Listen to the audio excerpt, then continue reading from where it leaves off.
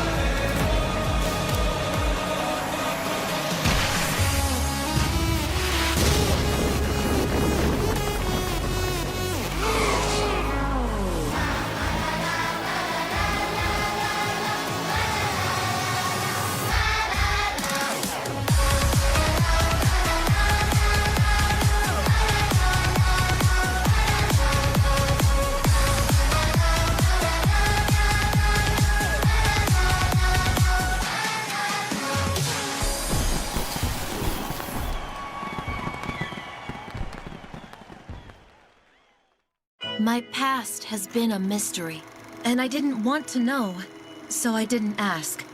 I have always had a happy life with my mom and stepdad. But things changed after they got divorced. I still miss him.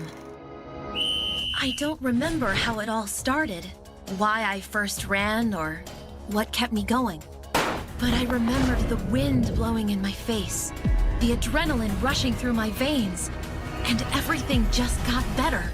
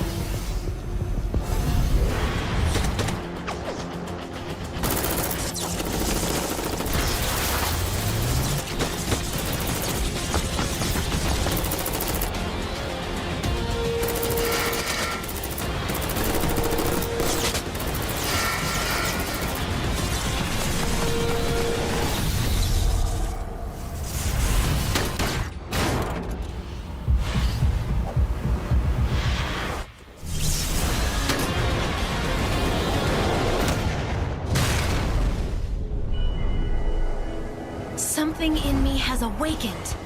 I am not sure whether I control it or it controls me. But it feels right.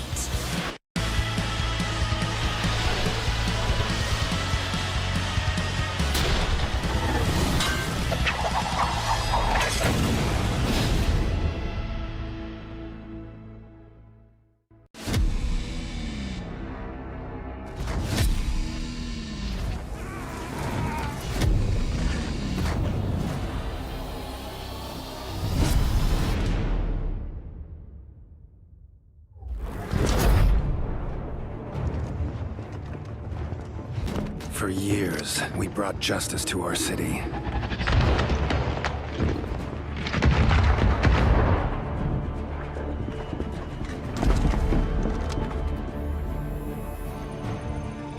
We made mistakes, fought amongst ourselves.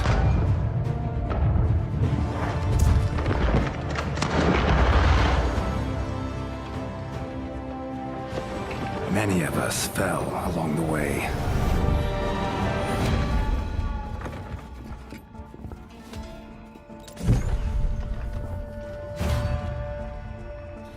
I almost admire your perseverance, Tyson. You and I could have been a great team. You'll never put your hands on my research. This ends today.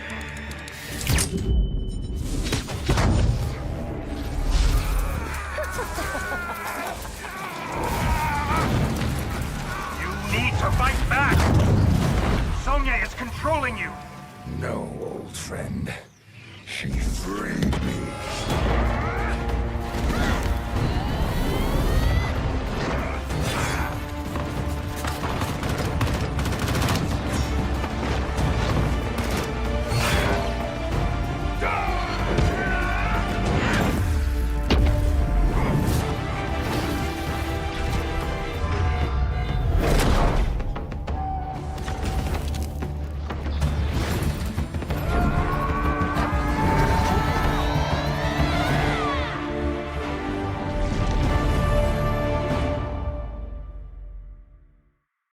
Okay guys, we did it.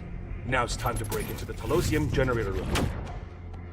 Telosium, huh? The powerful and unstable energy we need. I must say, seems like a trap. Not just seems, definitely is. And we're going in like this?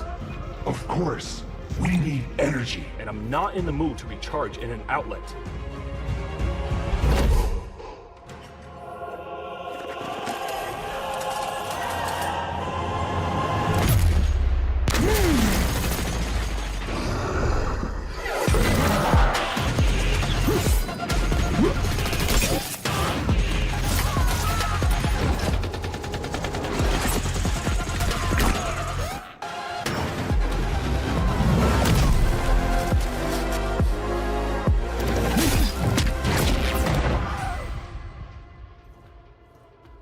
Well done. Was easier than we thought.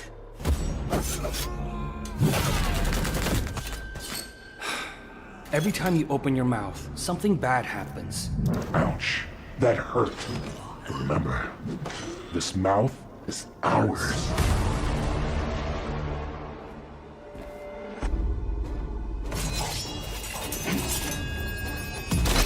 Do you know who the cowboy is? Not a clue. In any case, we agree that he deserves our best treatment, right?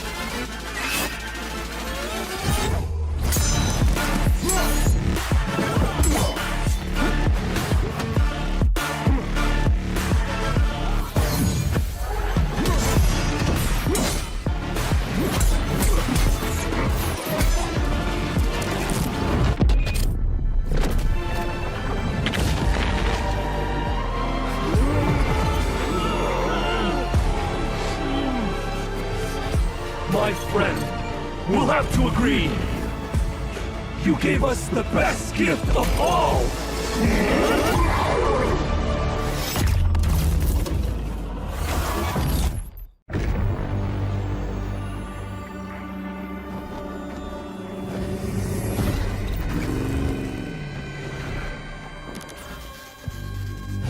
scent of uncertainty in the air.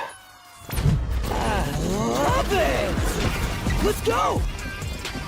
We relish making decisions. We delight in making our opinions count!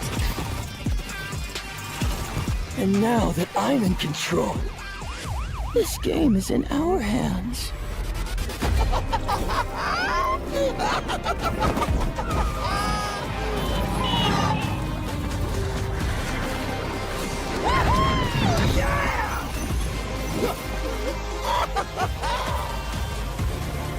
So, it's your call.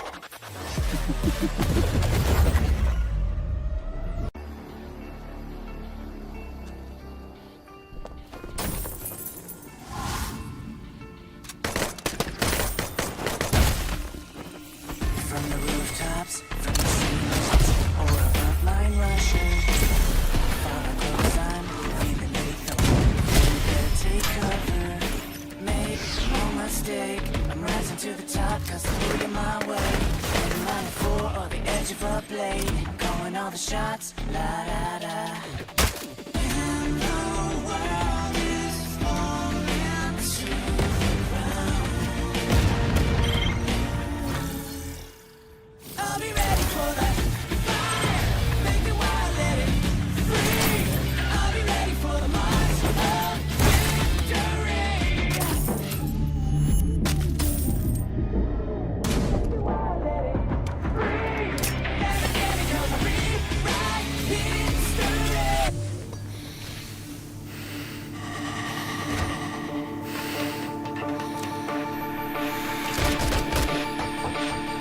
I'll be ready for the fire. Make it wild, let it free. I'll be ready for the march of victory. I'll be ready for the fire. Make it wild, let it free. Never care because I rewrite history. I'll be ready for the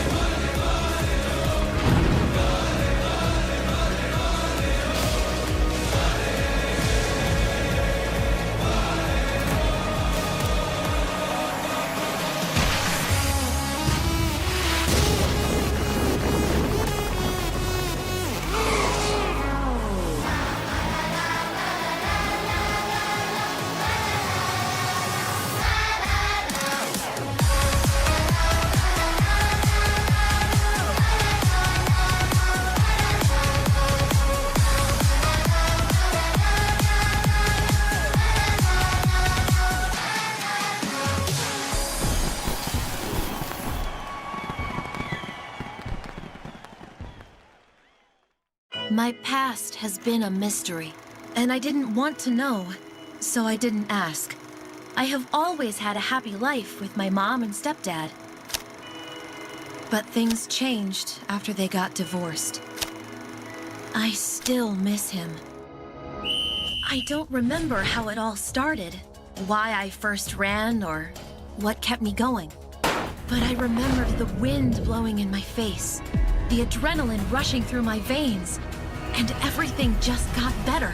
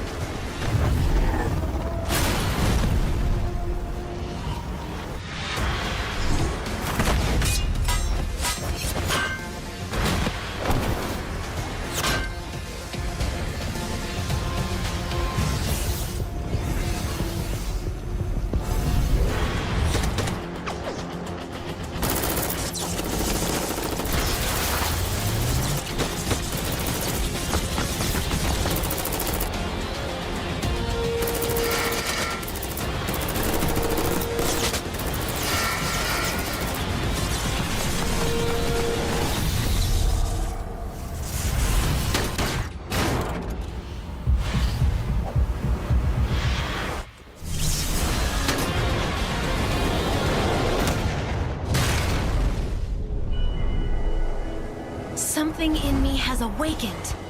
I am not sure whether I control it or it controls me, but it feels right.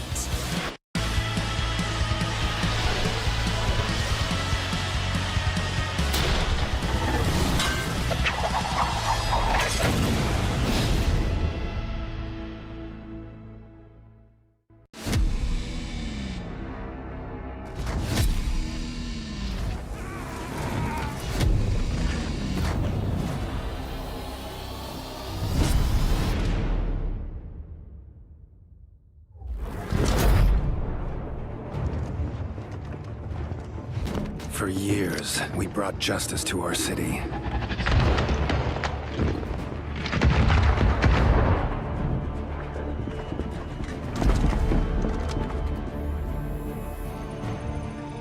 We made mistakes, fought amongst ourselves.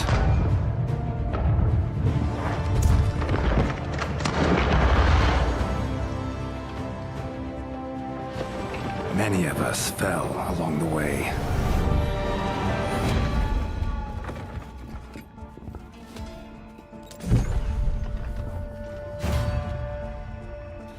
I almost admire your perseverance, Tyson.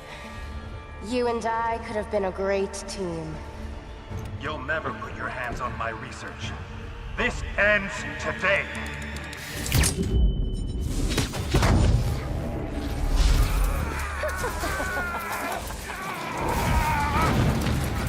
You need to fight back! Sonya is controlling you! No, old friend. She freed me.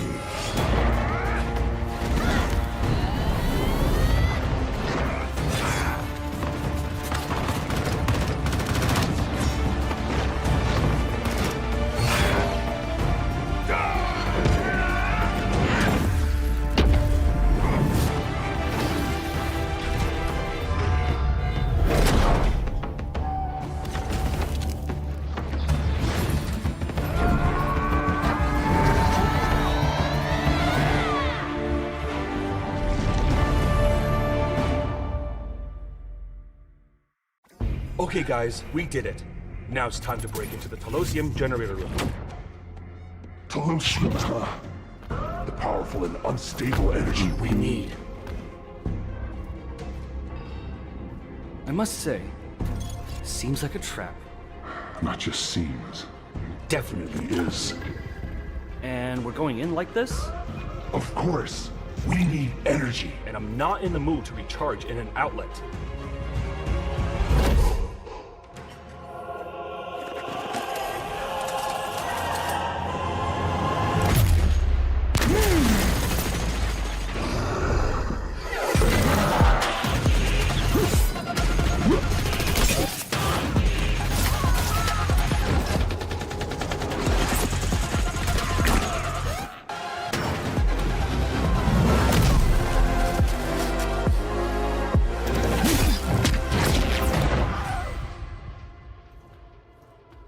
Well done. Was easier than we thought.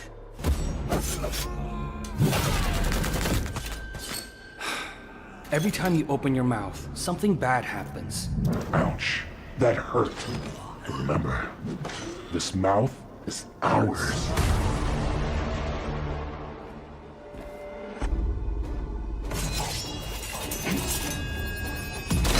Do you know who the cowboy is? Not a clue. In any case, we agree that he deserves our best treatment, right?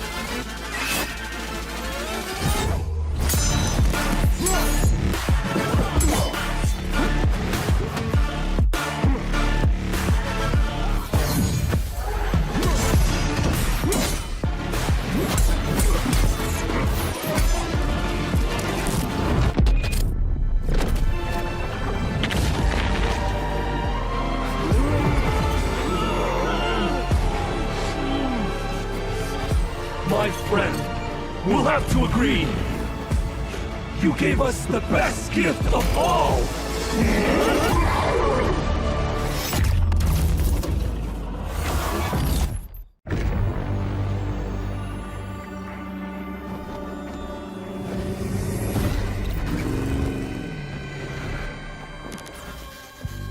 The scent of uncertainty in the air.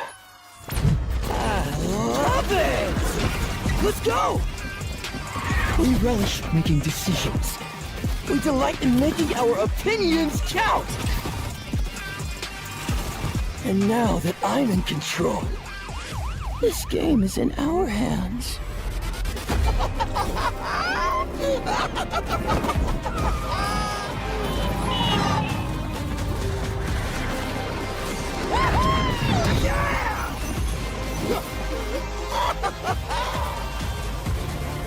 So, it's your call.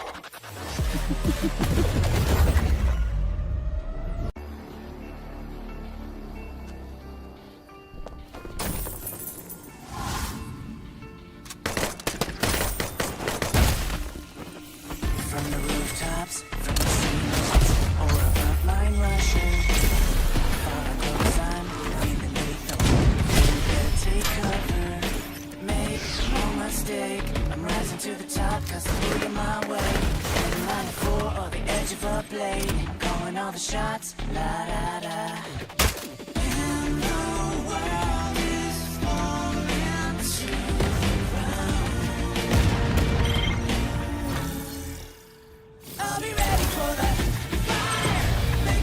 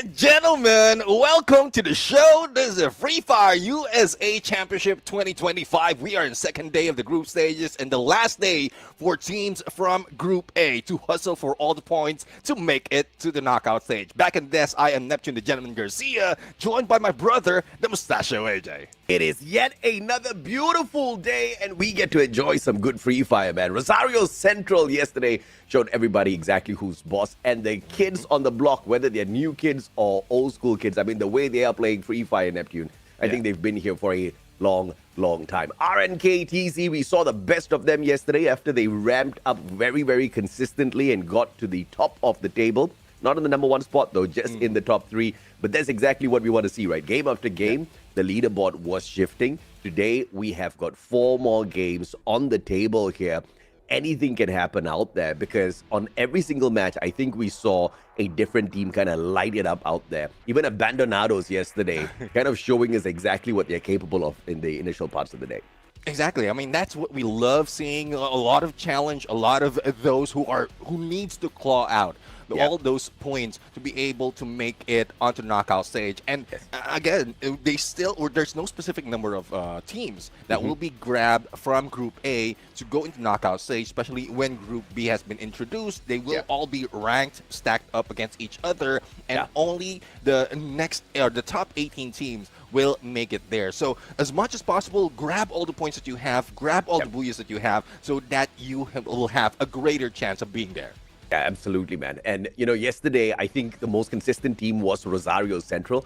In the very first game, they went to that final circle. They couldn't walk away with a booyah, but it was a really good match for them. And then they followed up with a very disappointing showing, right? I believe that was in game 2 where they faltered in the 10th spot. They didn't get a lot of eliminations as well. But this is where you see the real quality of a team, Neptune, how they bounce back, how they don't get demotivated, but instead get motivated through their failures. So I think Rosario Central did a phenomenal job yesterday, and quite a number of players kind of shining on the battlefield as well. Escolta, I don't know what, and I checked up, this kid, 16 years old, and if you are sniping like that in the world of Free Fire, you have got a very decent future ahead of you. Exactly, and we know how our eyes are on the snipers, similar to how they are on the crosshairs. And Escolta was just rocking it in that next area map. The elimination that he had, if not mistaken, around 15 elimination in just one game. And for most of the teams right here, that is just for the entire team. So it's tough to beat that. Sometimes. But entire team sometimes. How often do you see a team getting 15 eliminations? Crazy stuff. Yeah, but please go on. Yeah, I mean, at some point, it's tough to beat that. And that consistency that they have, as you did mention, they know how to get back up, especially they know how much. I guess they have tabs as well on what is the points that they have right now. But speaking of points, we are also taking tabs on what the teams will be taking once they grab all those placement and the standings. Because the prize pool is here, AJ. $10,000 not for the prize pool, but just for the champions. A total of $30K USD on the table, which is why I said, right, players like Escolta, they've got a very bright future ahead of them. Not many people, not many kids will be able to wake up every day as they go to school and say, you know what, I'm going to go out there and I'm going to help my team make 10 grand. You know, and we're going to do it over 3 weeks. Dude, I mean, that's big stuff. When I was 16 years old, I sure as hell wasn't making that money. Definitely, I mean, this is a lot of potential. And I love how esports has evolved so far to be able for kids to be able to get as this much. And again, 30,000 on the line, breaking down on the 12. Placement that we have once Grand Finals has ended. But speaking of Grand Finals, we do have all these stages that they have to go through. Group stage for this week will end for today, but there's still another set happening on next weekend on the 28th to the 29th, and then the top 18 will be going to knockout stage. 2 days of battle to get the top 12 for the Grand Finals. I mean, you know, when an adult looks at the esports scene, they may mistake this as we just giving money away to kids who are playing video games, but they are definitely mistaken, right? Because it is definitely the hustle that goes through these days in the competition. I think if you put an adult on that seat, they will melt instantaneously, unlike the group lineup that we have in front of us. T-Rex Gaming, BBC News, RNKTZ, Team Fighter, Smoke, Abandonados, Gavilanes, Rosario Central, TF Esports, Phantom, X-World, as well as Dark Hunters. Now, what I'm so happy with, Neptune, is we were able to highlight each and every single squad yesterday. But unfortunately, T-Rex Gaming, I was expecting a little bit more ferociousness out of these dinosaurs, man. Yeah, I mean, you know how it is. At some point, dinosaurs are slow in catching up. But the moment that they have, the moment that they do have eyes on their prey, they might be able to run a little quicker because, as we did mention, this is hustle time. This is crunch time for the team. So those on the 7th to the 12th, like TF Esports, Dark Hunters, T-Rex, BBC News, Team Fighters, and Gavilanes, especially Gavilanes, because they had a rough battle from yesterday. 2 matches wherein they had no points. That's what they need to fix right now. Yeah, two matches with no points, 1 match with 1 point. All right, Gavilanes, we've got a problem. This is an issue. I mean, okay, not that 1 point, just from the eliminations, but you know what I mean. I mean, this team, is in a deep need of improvement here today, and I think that's exactly what Free Fire offers you. Because when you hop on into a battle royale, yes, unlike other battle royales, we've got lesser teams out there, lesser players, but that kind of increases the intensity overall because you now need to compete with 48 or 47 of the best out there as well. And the match schedule for the day, Purgatory, Alpine, Bermuda, Solara. This is the map rotation we will be going through, so we keep the randomness. We keep the fresh new Solara for the final game of the day. I kind of like this to wrap up the Group A stuff here because I think Solaris is way too random at this point, Neptune. Exactly. I mean, that's being new. Not a lot of teams, even in other regions wherein they have good potential, they have good trajectory in adjusting to each map. But Solara being introduced, that wrecks all of that. Only some teams are like putting a title as a king because of the consistency that they have put on Solara, but not all. But I love that we're seeing Purgatory and Alpine as well. We didn't see that from yesterday, but with Bermuda and Solara, this being put in the end of the day, this is good stuff as well because they were able to study their opponents, all the VODs from yesterday, and this 2 maps has been played already. So if you want to really clutch it up, this is where you do it. Yeah, absolutely, man. And of course, Purgatory and Alpine, we're starting off with the 2 biggest maps in the game. So it's going to start off a little bit slower, unless, of course, North America has got different ideas for us with those hot drops. We'll check it out in a little bit, but they have to be very careful, though. Hot drops also mean it's much more difficult to get to that final circle and walk away with a booyah and the maximum 12 points out of placements. And you guys know how the placement points work. The lower the rank, the lesser the points. 11th and 12th place gets you absolutely nothing. But we have seen teams rise to the top even though they walk away with, like the 9th position or the 10th one because of those eliminations. Every single elimination gets you 1 point now. Yeah, exactly. I mean, that's where you need to stack up because of the point system or the placement point has a limit where in elimination, if you do so much from beginning to the end, then it will go off the roof, similar to what we see from Rosario Central. We couldn't take our eyes from Rosario Central, especially with the 41 points that they did in Nextera yesterday. So let's see if we're going to see that once again, but Nextera will not be in play, and it's a good chance for the other teams to take advantage of that. Yeah, absolutely. And I think, this is a situation where the teams really need to find the huge map to their advantage by slowing things down, right? We've seen a little bit of extra action whenever teams drop towards the central part of the map. So dropping in the outer regions as far away as possible could just give you the leeway. Who are the teams that should be dropping far, far away from others? We're talking about Gavilanes. We are talking about Team Fighters. And surprisingly, Team Fighters yesterday, I was seeing some good fights, man, in that Solara map. They got 12 eliminations, 7 placement points, but that was their only good game. They used the randomness of that new map to really shine, but every other map, we saw Team Fighters, being the one who was getting hit in those fights, all right? I mean, they're not really fighting back at some point, but I do agree with no you. fighters. So they need to be team lovers. They love the team so much. Maybe. But hopefully they fight more today. I would love to see that. BBC News as well. The breaking news yesterday was even they were the team that picked up the most points on Solara. And then the rest of the maps, they kind of just crashed. So these are the kinds of teams that really need to step it up today. Yeah. Unless, of course, we see more consistency from the dominators of yesterday, Eric. Yeah, exactly. I mean, that's one thing that they need to adjust right now. And pretty much like this is where we see that adjustment, that evolution from the team, because we've seen some already make it up with little points and then slowly move up, like RNKTZ, but now they have a full day or almost a full day to study their opponents, study all the mistakes they have, and this is where they bring on the execution. So we'll have to find out, because I guess Purgatory is a huge map that they can make all those adjustments on the fly, and there's still plenty of time for them to do so. Yeah, I love the fact that you highlighted RNKTZ, right? Because in the ranking of the placement points, they were 8th in the first map, 9th in the second map, and then you see the huge jump in performance when they played game 3 and 4, where they got second place as well as the Booyah for the final match of the day. But of course, more on RNKTZ in a little bit, ladies and gentlemen, boys and girls, survivors of all ages. As we open up Purgatory, it is a fair map for everybody here,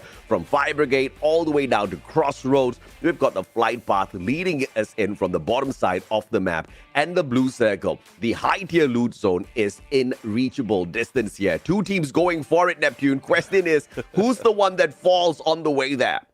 Yeah, let's see though. It is X-World as well as Abandonados. Oh my goodness, that is what the blue, that is what the high tier loot area has to offer right here. And Gavilanes, though, we are expecting them to be far, far away from the rest of the teams, but I guess they really want to prepare. They want to be set up to make sure that they'll be able to do so. And it is Cactus who took down Z Mario first blood in this game, and I love how Gavilanes is showing up this time. That's exactly what I'm talking about, Neptune. You highlighted them, I highlighted them for one good reason, and hell, even Gavilanes knows that they need the points here today. So getting that first blood perhaps could just be that extra confidence boost that Gavilanes needs to get up to the top. But X-World yesterday was not a really good day for them as well. They need those points. But of course, ending up in the halfway point, in the midway point of the overall leaderboard by the end of the day, kind of makes us a little bit less worried about them messing up this Purgatory match. They'll have 3 more games after this, but they're doing a fairly good job running away whilst not getting taken down here, Nep. Yeah, I mean, Oscar L has been taken down and forever will still be alive. But Phantom, on the other hand, is dealing with Abandonados. And we know how Abandonados are. They are always chasing on other teams. They are always on the way to go against other teams who are unsuspecting. So let's see if they'll be able to bring themselves back after Oscar has been revived. But it's a 3v4 situation against Phantom. So Phantom will have this advantage, but I guess they're not being that aggressive. They want to take that compound first and then just wait out on who's going in onto the other side. So speaking of going in from the other side, Gavilanes will be joining the fray. All right, welcome Gavilanes. Rex now taking on 3 players all on his own. He's got the M590, Rebel Rush, Tatsuya, and Rax gets racked instantaneously. Bison to the head by Captus 500, and Gavilanes are still popping off. This is exactly what we want to see out of them. We are talking about hot drops, but everybody like a magnet is getting dragged in here into the forge with this high tier loot zone. Now Phantom versus Gavilanes. What can these boys continue to do? The vending machine fight now for Captus. He gets sprayed down. Question is, MP40, is that gonna keep Capo in the game? Yeah, let's see though. We have Gavilanes going in for a quick revival. Phantom right now pulls away, going into Forge, and up north as Abandonados has abandoned ship as well. So Gavilanes, the Hawks, has putting in not only the talents but also their claws, their beaks on all this fight. And I love how they're showing up right now. Captus is back in play. They are on 3 elimination already and a good run want to get as much loot as possible to increase those numbers. As you were saying that, man, all I can imagine is Abandonados just screaming, "Get your bird parts off of me, your beak, your talent." We don't want none of that. As they abandon that fight. But we will see more of them later. Yesterday, Abandonados showed us that they're good survivors, but forever worlds. Question is, can he survive a 2v1? Answer is no. Attack Titan attacks him from the back, and forever is... Well, he's going to forever want to jump back into this matchup. But thankfully, 12 more teams left in here. Nep, revivals definitely possible. Yeah, forever is not enough to go in for that fight, despite of him mean that. But Fabian almost being taken out with only a few HP. Laligaru misses that opportunity to go into the other side, and Fabian goes down. Now, Oscar L will be far from the rest of the team. Dave right now will need to move away, and Ski Lodge being taken by BBC News. Let's see if they'll be able to go in for that elimination. That's good team communications there. I've never seen a player take a U-turn much faster than Dave. He was just running towards Fabian and he said, nope, that guy is clearly too good. Quickly made a beeline out of there, bumped into another squad, or the rest of the squad, I have to say, and is just stuck between a rock and a hard place, man. BBC News in here with the breaking news, and that is the fact that they are going in here for the points. As Mimic does get sprayed down, Oscar traded out. BBC News claiming those points off of Phantom. One final survivor looking for more coins to bring his squad back in. Yeah, let's see though if they'll be able to go in for a full recovery. But I love how it's showing up right now. Not only from Gavilanes, but also on BBC News. They know the pressure of being in the bottom half of the leaderboard. And now Abandonados Laligaru will not be happy at this point. 3 chasing on them. And I guess I'm still feeling that. Get your bird parts away from me. And he is running far away. Get your damn bird parts off of me. Oh, one shot by Garu. Finding the connection. Misses the second. Captures 500. Is just really lucky. Laligaru really keeping us on the very edge of our seats here. But the rest of the squad is still in the matchup. Abandonados can afford to lose Laligaru, but this guy is just trying to drag them away as far as possible outside the circle. Is this going to play against Gavilanes, the team desperately looking for points? Now, we've seen desperate teams like these before, where they go in here for some desperation points, and they get punished. Laligaru finds the first one. M519 turns around, gets a 50% off of his opponent as well. But MP40 on for the spray down, and the SMG wins that out. But Laligaru almost made Gavilanes pay the big price. Oh, definitely. I mean, at least 1 point being taken by the team. And if Gavilanes was on a latter part of the circle, that could have been an instant knockdown as well. But going into the other side, we have Smoke going against Rosario Central. Crazy, a little bit too crazy, going in solo against 3 players, but he managed to get away. Oh, crazy glue walls, and he does not manage to go in here for the spray down, but the backstab is perfect from that top floor now. Backup coming through from Kane as well. Rosario Central making sure they cook this one up quick and hot to end it before the rest of the Smoke members arrive at this battle as well. Kane with the M519 finds yet another for himself. Circle will close on into Rosario Central. That means everybody else needs to travel in towards Brasilia. Yoki is still left standing here on the side of Team Smoke, which means recovery could be possible. But no, they get smoked where they stand. Unfortunately, that rotation outside of Brasilia, away from Rosario Central, just did not serve them well. Yeah, didn't serve them well when they went in smoke like on the water at that point and has to disperse. Dun, dun, dun, dun, dun. You know how it is. Like, our generation has the best music overall. Shut up, Neb. Stop revealing our age, bro. What the hell? These kids gonna start calling us uncles, man. Abandonados up top. Almost a full recovery for the squad. And Laligaru just proving to us exactly how capable he is. Mechanical skills on point. But now Abandonados not in a good spot as the circle closes in on them. And the hot team Gavilanes looking for more points, looking for more Abandonados. Bro, these Falcons are just not getting their bird parts off of Abandonados as Phantom gets dropped in the 11th spot. Trung here finding one shot onto the player from the side of Rosario Central before getting taken out of the game. So good enough for them. Just a little bit of consolation prize. But Abandonados versus Gavilanes now is going to be that next big fight.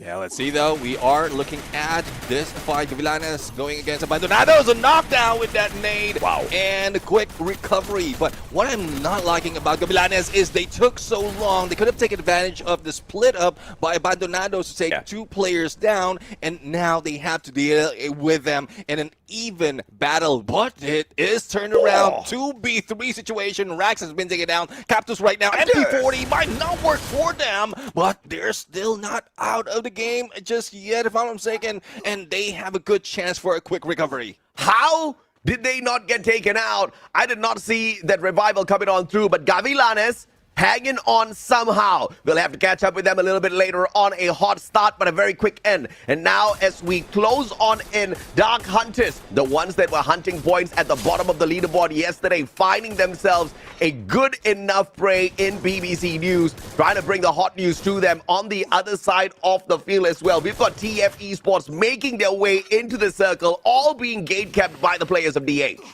Let's see though if DH will be going dark at this point. Going in against TF Esports. Yuga will be taken down, but pickup will be done. But all the spray down will put a lot of pressure on TF Esports. In spite of them trying to be safe, there's no safe spot, especially when the zone is closing in on them, and a lot of teams are waiting. I mean, these teams just waiting way too long to make this rotation. The circle putting on the hurt, players gatekeeping them. And this is that randomness of the Battle Royale that you can expect to just throw in a little bit of extra suspense as well as risk in your rotations out there. You can't really prepare for the best. It's Bolakan! M590, Laligaru does not get to outplay him. And of course, outnumbered as well. Team T-Rex on the way back into this match as well from yesterday, after we just saw their tiny little hands try to reach out but failed. Yeah, let's see though if they'll be able to stomp their way at this point against the opposing team, and they are going in for the hunt. Dark Hunters right now will not be, or peel it up at this point with all those glue wall melters, and there's no hiding. Margot Quinn trying to go out as a Wukong and try and hide out in the greenery.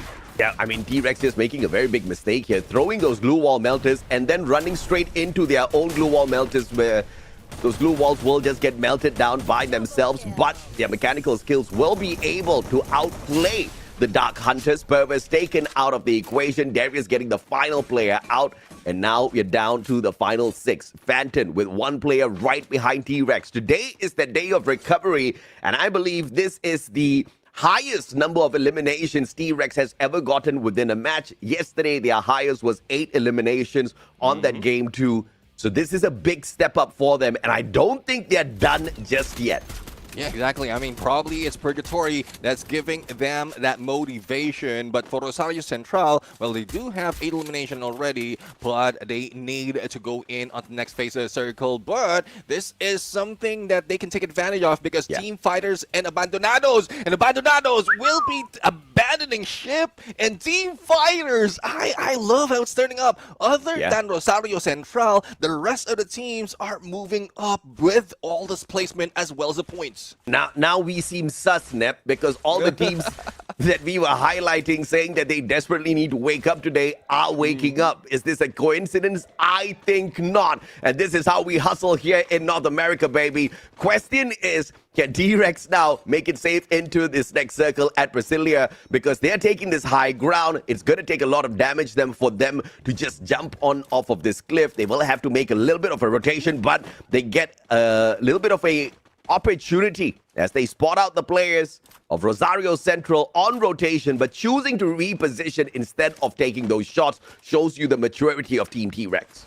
Yeah, exactly. I mean, they are going in for the flank, but they don't know that Team Fighters will be on this area. So we'll see who will be the first team that they will encounter. Would it be Rosario Central, who they shot at already, that makes them a target, or would it be Team Fighters just next door to them? But X-World slowly moving in, and El Salvador from Dark Hunters going solo will need to move further though, because after that compound, after the blue closes, there's no much cover for him, so he'll need to stack up on the blue walls. Oh yeah, I mean, El Salvador is the salvation for the Dark Hunters. He will be able to pull away some decent number of placement. T-Rex says nope. Mustachio, we are gonna wreck that plan of his instantaneously before he even walks away with it into trying to shoot these players down. T-Rex going in here for 1 point, but they get put down into the ground 6 feet under by Rosario Central. But at least they managed to make Dark Hunters bow down first. But 2 players for 1 point. Was that worth it, T-Rex? Yeah, it's tough to call really on what they can do at this point, especially when we have 2 more full squad. Team Fighters and Rosario Central is saying we can only be the one with a full squad, so they are going to try and cut them down in numbers. Into right now, walking into the fray, and the pressure of the blue plus Rosario Central is caught on the other side, trying to finish them off, but they are falling down one at a time. The pickup might not be going in time, especially with the blue hurting this much. Dude, those were just some big balls play, man. Nobody fights the blue at this stage. They just hopped on out there as if the blue did not matter, but they blue showed exactly who's boss. But it looks like Rosario Central is just made out of a totally different material. It looks like not, because they just left with 1 player here. Too much of risk played, and T-Rex stands a good chance to walk away with the booyah. Rosario Central still standing with N2, has got the M590 in hand, and the approach by just a single player. Is this a mistake? Now outside the circle, pressure into with the advantage. Do we won? No.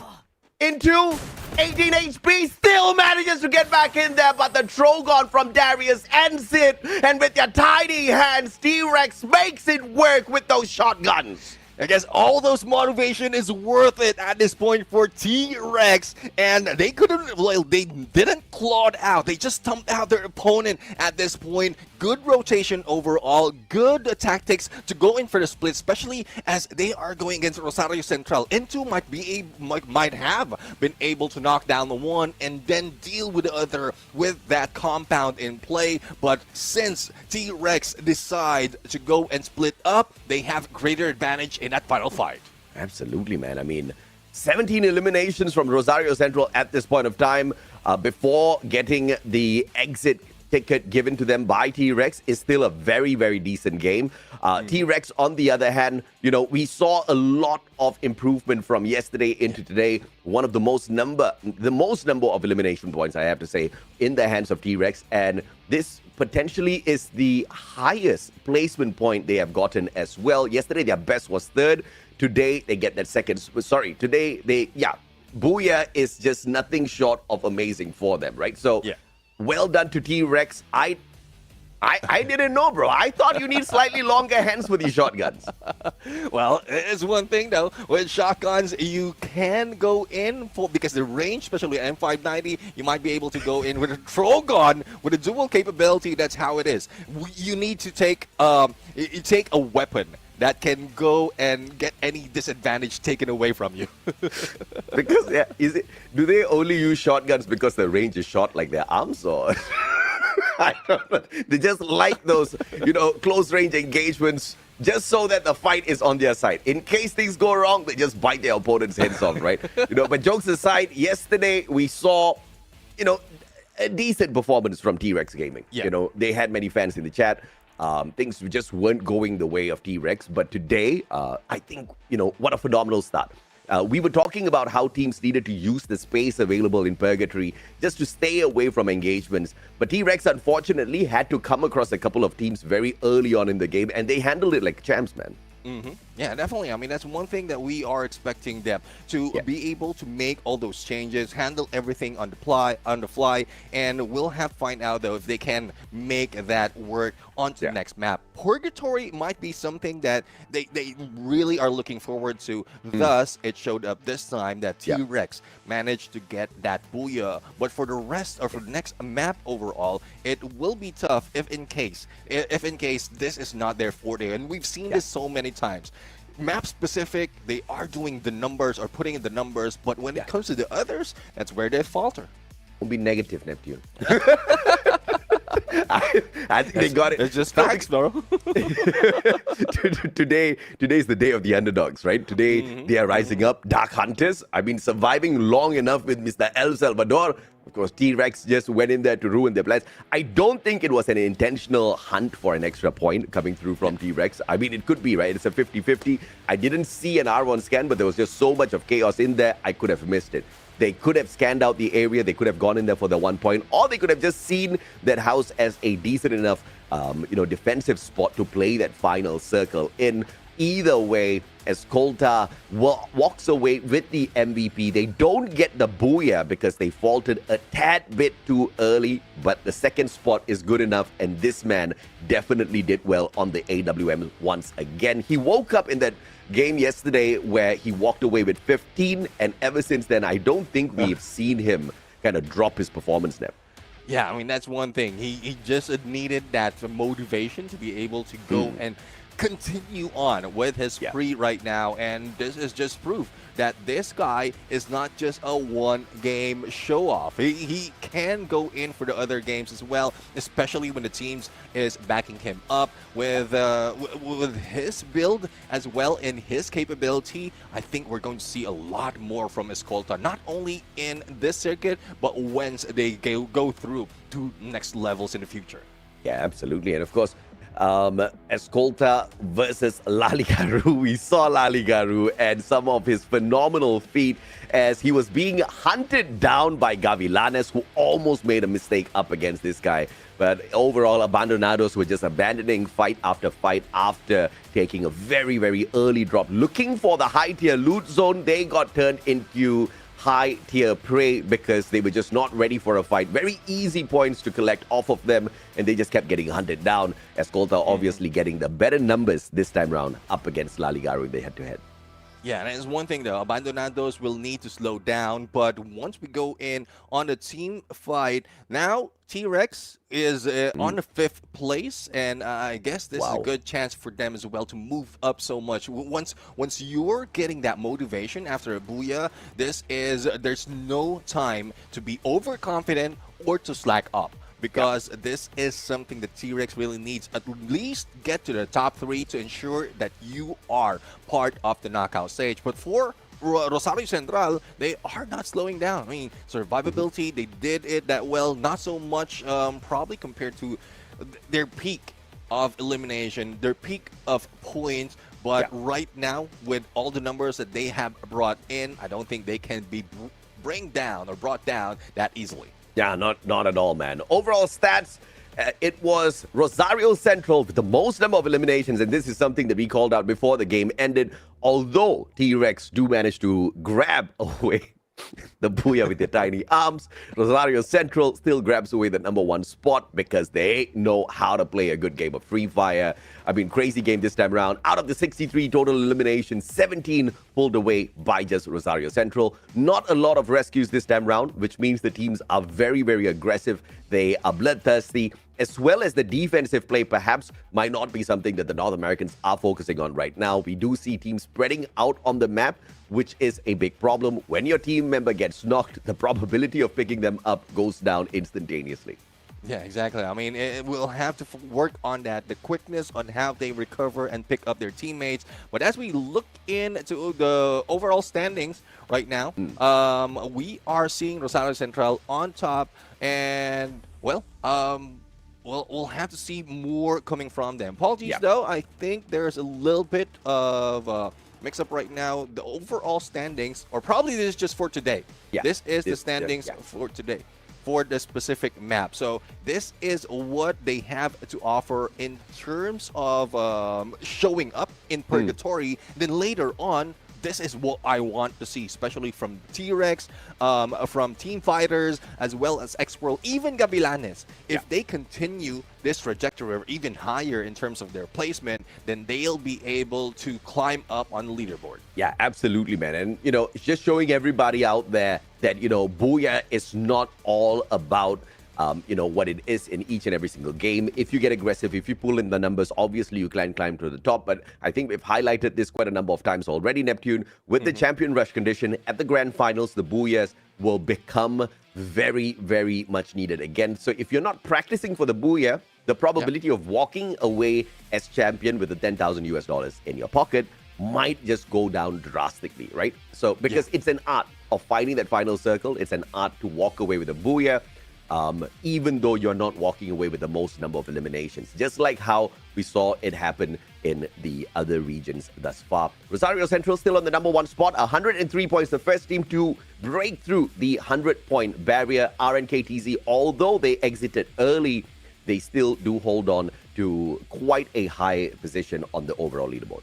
Yeah, it's because Abandonados has been taken out a little bit early as well, and it only reduces the distance between them, but they're still 12 points below our NKTZ. But for T-Rex, this mentioned that they moved up to the 5th place already. Team Phantom still on the 4th place, or they also perform quite well right now. But as we can see, Gavilanes, though they did put in so much of numbers because of how low their points are from the beginning of that match, there's not so much of difference in their placement points. So this is what Gavilanes will be eyeing on, how to reach or go against BBC News, Team Fighters, Dark Hunters, Esports, even Team Smoke. And surprisingly though, for Team Smoke, with the performance that they put on yesterday, it seems like they are slowing down right now. So not quite sure what happened with Smoke, but I guess they need to fire it up. Yes, they definitely do need to fire it up. I guess that's exactly what's missing. The fire is missing. No fire, no smoke. And yes, they were just burning away like, you know, some barbecue charcoal, right? And after a while, you need to top up that charcoal, unless, of course, you don't want to cook your food thoroughly. These boys are running out of steam, unfortunately for them. The rest of the teams are slowly ramping it up as well, right? So it's not just about a team losing their performance. It's the other teams kind of getting very nervous, like, okay, all right, hold up. We have got 3 more opportunities to pick up points, because next week, it's all about Group B. Next week, only Group B gets to pick up points. And like you said, we stack them up on a leaderboard, and they don't get to say anything or do anything up against Group B. They just have to go out there and, you know, pick up as many points as possible on their 2 play days here on this week. And I think that just makes, you know, a couple of them a little bit extra nervous, right? Because you don't know how good or bad the teams in Group B are going to be, Neptune.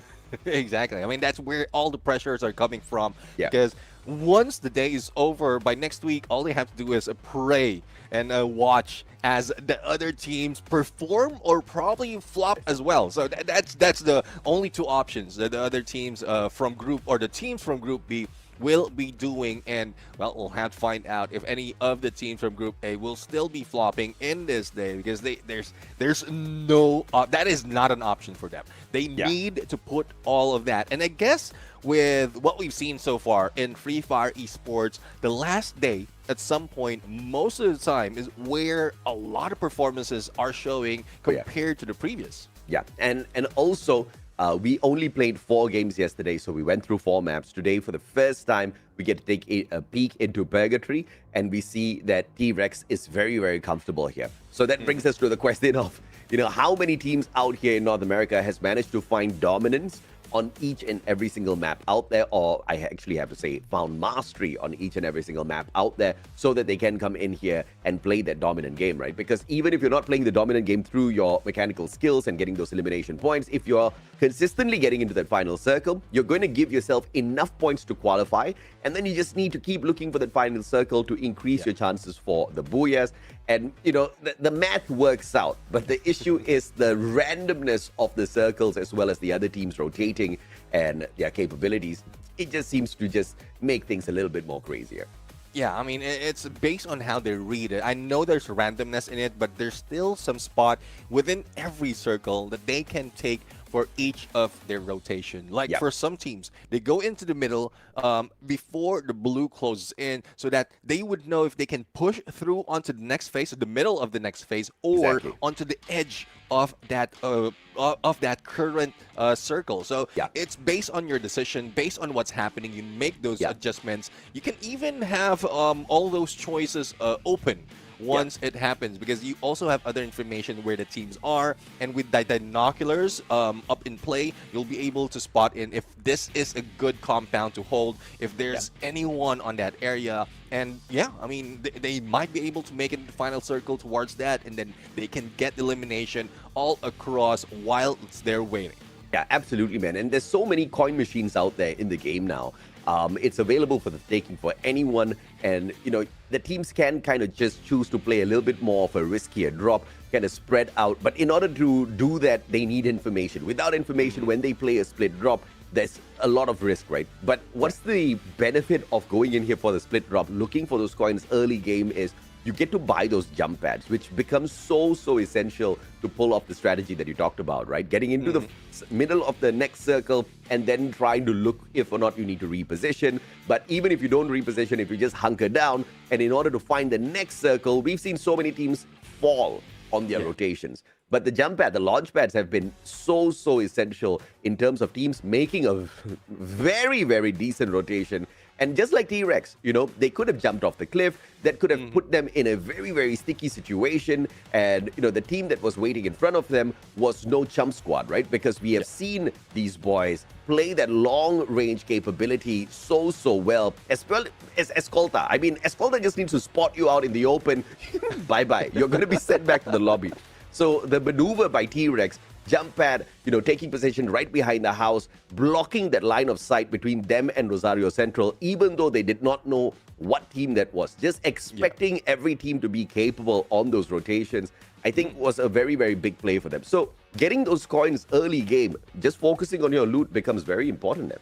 Yeah, exactly. I mean, that's one thing, though. I mean, get whatever you have, use it in the best way possible, and that's what T-Rex did. And you did mention about though they don't know who their opponents are on the other side. At least they will get, or just put in mind that each team against them is Rosario Central. You won't make any mistakes on that, because if you can get away and being hit from the farther side of the map, then you will be able to make it in the final circle. Yeah, absolutely, man. And of course, we are approaching game 2 in a little bit. Once again, it's going to be a new map for all of these teams out there. So whatever stats we have collected thus far, we are not going to use that to judge them, right? It's just going to be moment to moment in that matchup, how they perform on Alpine. And Alpine is, once again, sounds like a small map, but very big map. A lot of room for rotation. And I'm looking forward to see who plays that safe game, right? Drop away as far as possible. Don't get into a fight at all. Pick up as many coins as possible. Pick up all of the guns that we require. Get those level 3 vests and helmets before you get into a fight, because these are the essential elements to win that battle before you even started them.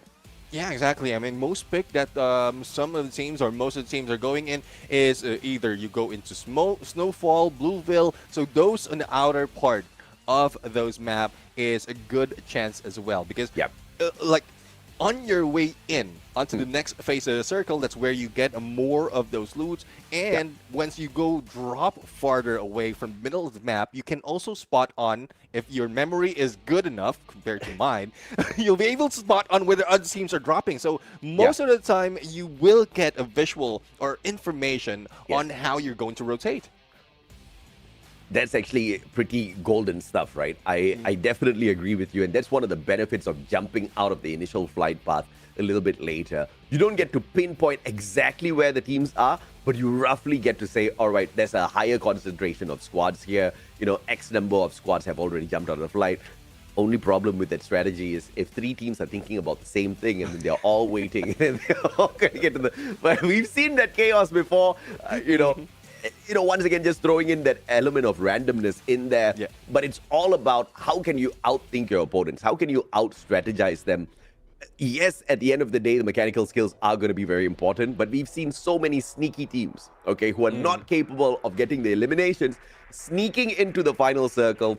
And, yes, we do talk about how the booyahs can maybe allow you to walk away with $10,000, but guaranteeing a lot of placement points for yourself. And when you're getting to the final circle, you're probably going to find some teams, some players out there. You're going to pick up some eliminations as well. These all matter to climb the overall leaderboard because it's not like it's the same amount of money for every single rank if you're not champion, right? The better you do, the better the money. And this is the salary that you earn. This is what we're showing the kids out there. How you hustle and winning this money is not just about going out there and playing a game. There's so much of work to be put in before getting into the competition. Once you're out of the battlefield, it's all about who deserves it, man. Yeah, I'm worried about Group A right now because I'm pretty much Group B is watching this and they're learning from what we're saying, and they have a full week to do all of that. They might be dealing with their own group on by next week, but once they meet up on knockout stage, they have an idea on what the other teams are doing. If they put in all the hard work, all the homework that they are doing right now to be able to study their opponent, as well as try and look into themselves if they can go against specific team or like get away or move away from other teams who are moving similar to what Rosario Central is doing. So Group B has a better advantage right here, but for Group A right now, they just have to do it quickly. And this is one reason as well why in most cases grand finals only happen for one day, because it doesn't give you that much time of studying your opponent, and you need to do it on the fly. Yeah, I totally agree with you, right? You need to make those adjustments on the fly. Totally agree with the fact that Group B is watching and, they're learning as much as possible, because it's one thing to just watch a broadcast of good teams. It's another thing to watch a broadcast of the teams from your own region, because you get to see the mindset, you get to see what sort of a meta they're playing with, and then you get to compare with some of the other regions out there as well. And the best regions to compare yourself to would obviously be Brazil, because they have dethroned the champions Thailand. Obviously, watching the Southeast Asian League will be of a very big benefit as well, because instead of just watching the Thai League, if you watch the Southeast Asian League, you get the best of the best in Southeast Asia, where you see a little bit of Indonesia, you see a little bit of Thailand, and you see the various ways of how they collect points, be it placements or eliminations, what kind of active and passive skills they're running with. And if you can't figure it out because you don't have a coach, don't worry, copy and paste. Just try it out first and see if it works for your team, right? Because that's exactly how so many teams have grown in the past watching esports broadcast, Neptune.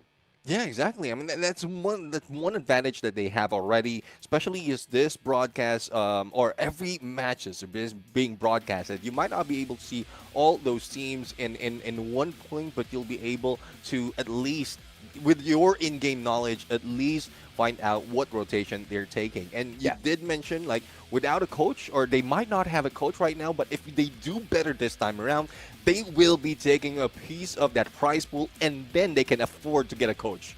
Yeah, absolutely, man. And of course, if you guys are wondering why Neptune and I are talking so much, it's because we could have gone on a break, but we thought, why make you guys watch the advertisement and, bore you guys out? So we thought we'll just chill here. But if you don't like us, we'll send you guys to a break. You can you can look at the break screen, man. We don't have a problem. We'll go grab a drink.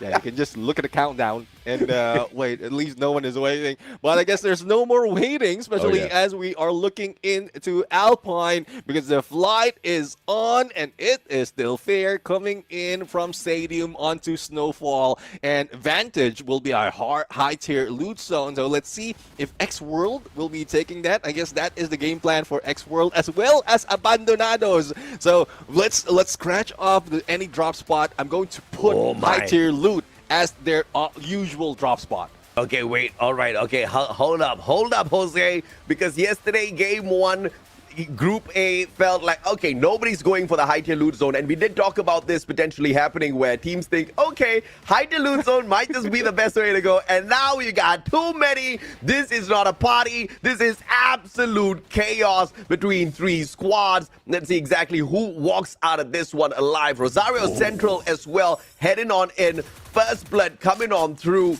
And it looks like X-World are off to a fantastic start here, Nep.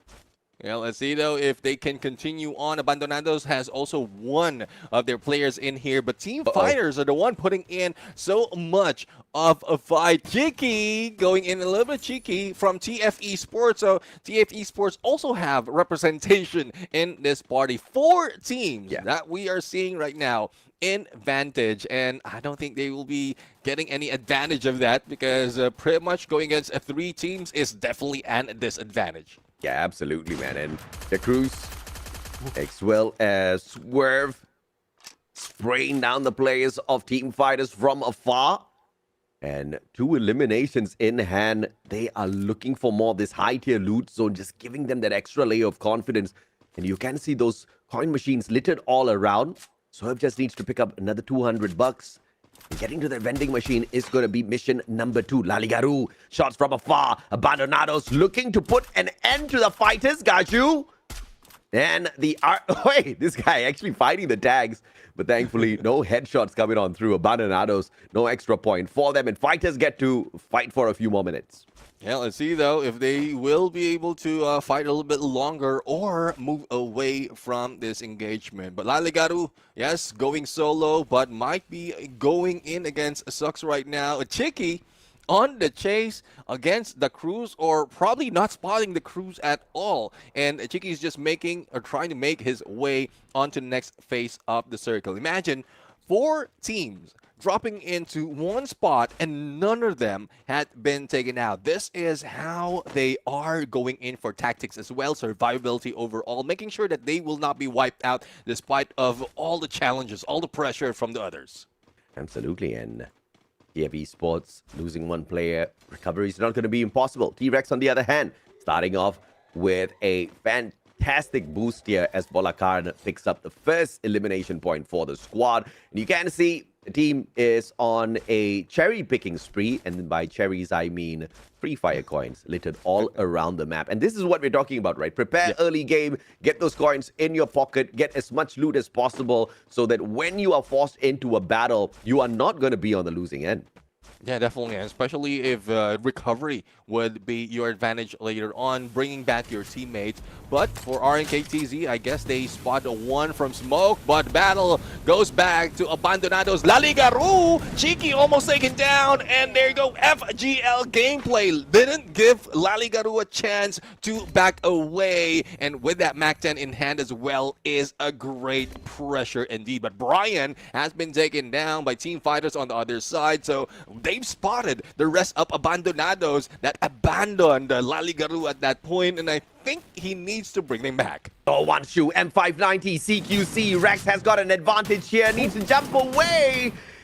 And 2-9 down on the ground, but Gaju, the backup, drops by to make sure his partner Vanshu doesn't get shut down. And Team Fighters off to a great start here. 5 elimination points in hand. They desperately are looking for more out there because we understood the fact that they need to climb the leaderboard quite a little bit. 3 more opportunities to go, and they're actually making quite good use of those opportunities now. Yeah, definitely. And let's see, though, if this is an opportunity for T-Rex to bring down the Titans of this competition, because they're very close to Rosario Central, but going in on Gavilanes against Team Phantom. A little bit of heal up right now to prepare them into the battle, but Cactus is not recovering just yet. So Team Phantom might take this as a hint, as a cue to go for a rush, but Oscar L will try to go in for the flank. Let's see what information he can relate to the rest of the teams before they go in for the compound. Oof. Fabian keeping an eye on Gavilanes. Captures 500 on the spray down. Manages to find Oscar. Question is does Oscar have got a little bit of backup here, because he tried to flank around on that right-hand side, and now Meliodas under a lot of pressure. Gavilanes keeping an eye on them. Oscar running out of time. Somebody needs to get to him. Oh, this is a free point. You can see one Phantom player on that long rotation. Meliodas dropping back as well to make sure he can help out his buddy, Fabian. Great play on that time turner. Uses the active skill card, gets his partner back up on his feet, and Gavilanes does not take advantage. Captures 500, going in for the rush. Hunt from the back as well. Fabian stepping away as Alexis gives that support fire. And Phantom with the reposition and pick up on their team member, but captures 500 on that flank. Does manage to succeed with the MP5. And it looks like this is going to be an easy one for Gavilanes. 2v2 up top as well as Cactus 50 catches up with the rest. Fabian spray down too easy. And it looks like Phantom ain't that scary to Team Gavilanes. No cap for Cactus at this point, and the team Phantom being eliminated on the 6-minute mark, and Gavilanes showing up quite differently. They were in the disadvantage, being in one compound, one good grenade or one FGL might be damaging them from that fight, but because they were able to go in and take down the flanker, and they were able to take that advantage and pull the rest of the team to their crosshairs. Yeah, absolutely, man. And Team Smoke needs more fire. Question is, are they going to be under fire? Are they going to be the ones setting other teams ablaze with their gameplay? We'll need to wait and see, because Yolkis on the back foot very early on, being forced on that revive.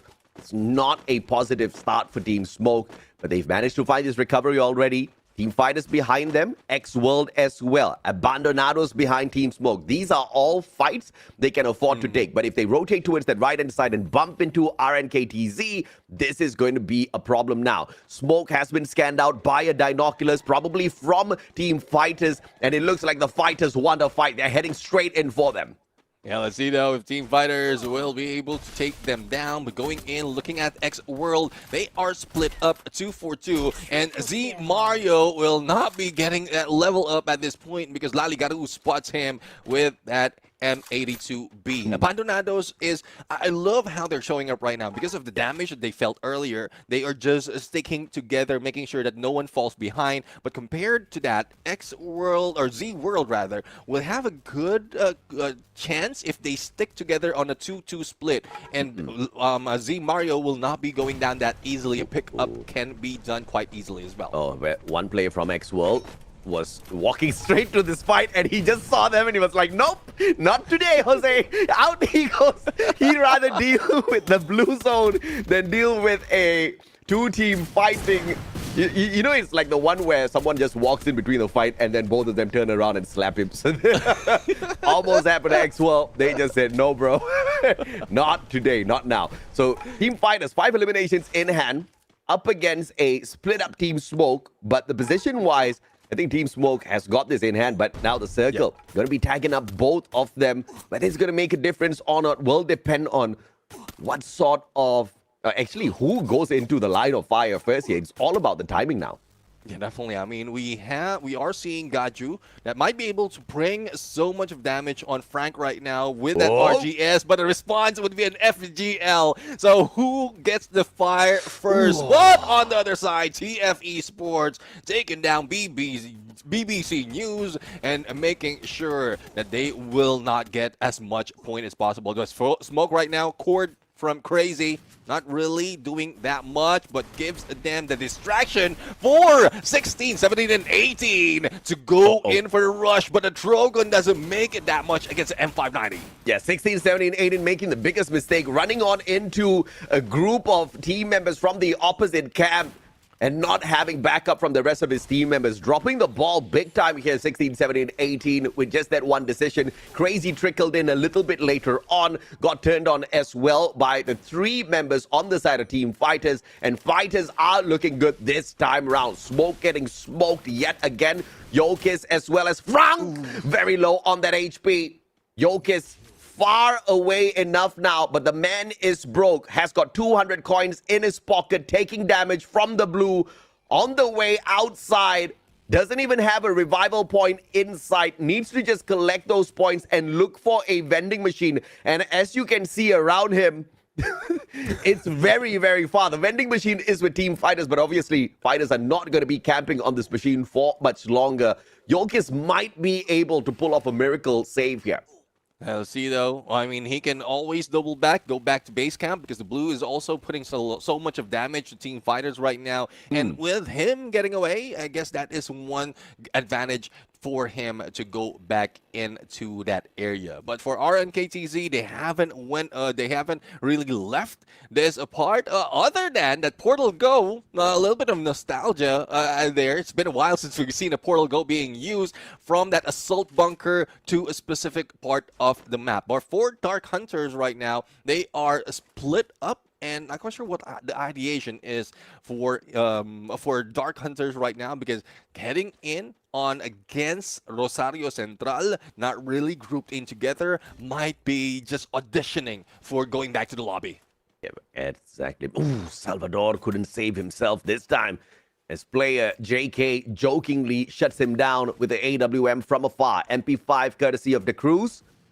And now as the players from the side of DH will spot yet another Palmer straight down. Team Fighters pushing on the players from Rosario Central straight into the Dark Hunters, and the Dark Hunters take advantage. Got you now. A little slow to the party, but RNKTZ Silent will get the job done right in front as he drops player after player.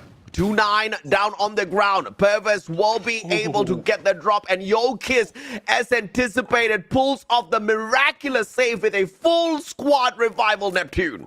Yeah, before going down, managed to bring back the rest of the teams, but they head in front of T-Rex. So let's see. They have been spotted by the binoculars. So T-Rex, I think the decision is to move away or probably gatekeep them later on, but they also have to deal with the X-World right now from the other side. So that is one decision that T-Rex is doing right now that brings them 9 elimination. But Abandonados, Rocks being taken down. Ignis not really making it work at that point, and it is now left to Laligaru. Laligaru, 3 eliminations in hand. Man needs a little bit of extra backup from the rest of his team members, but none of them are alive. Laligaru battling against the zone.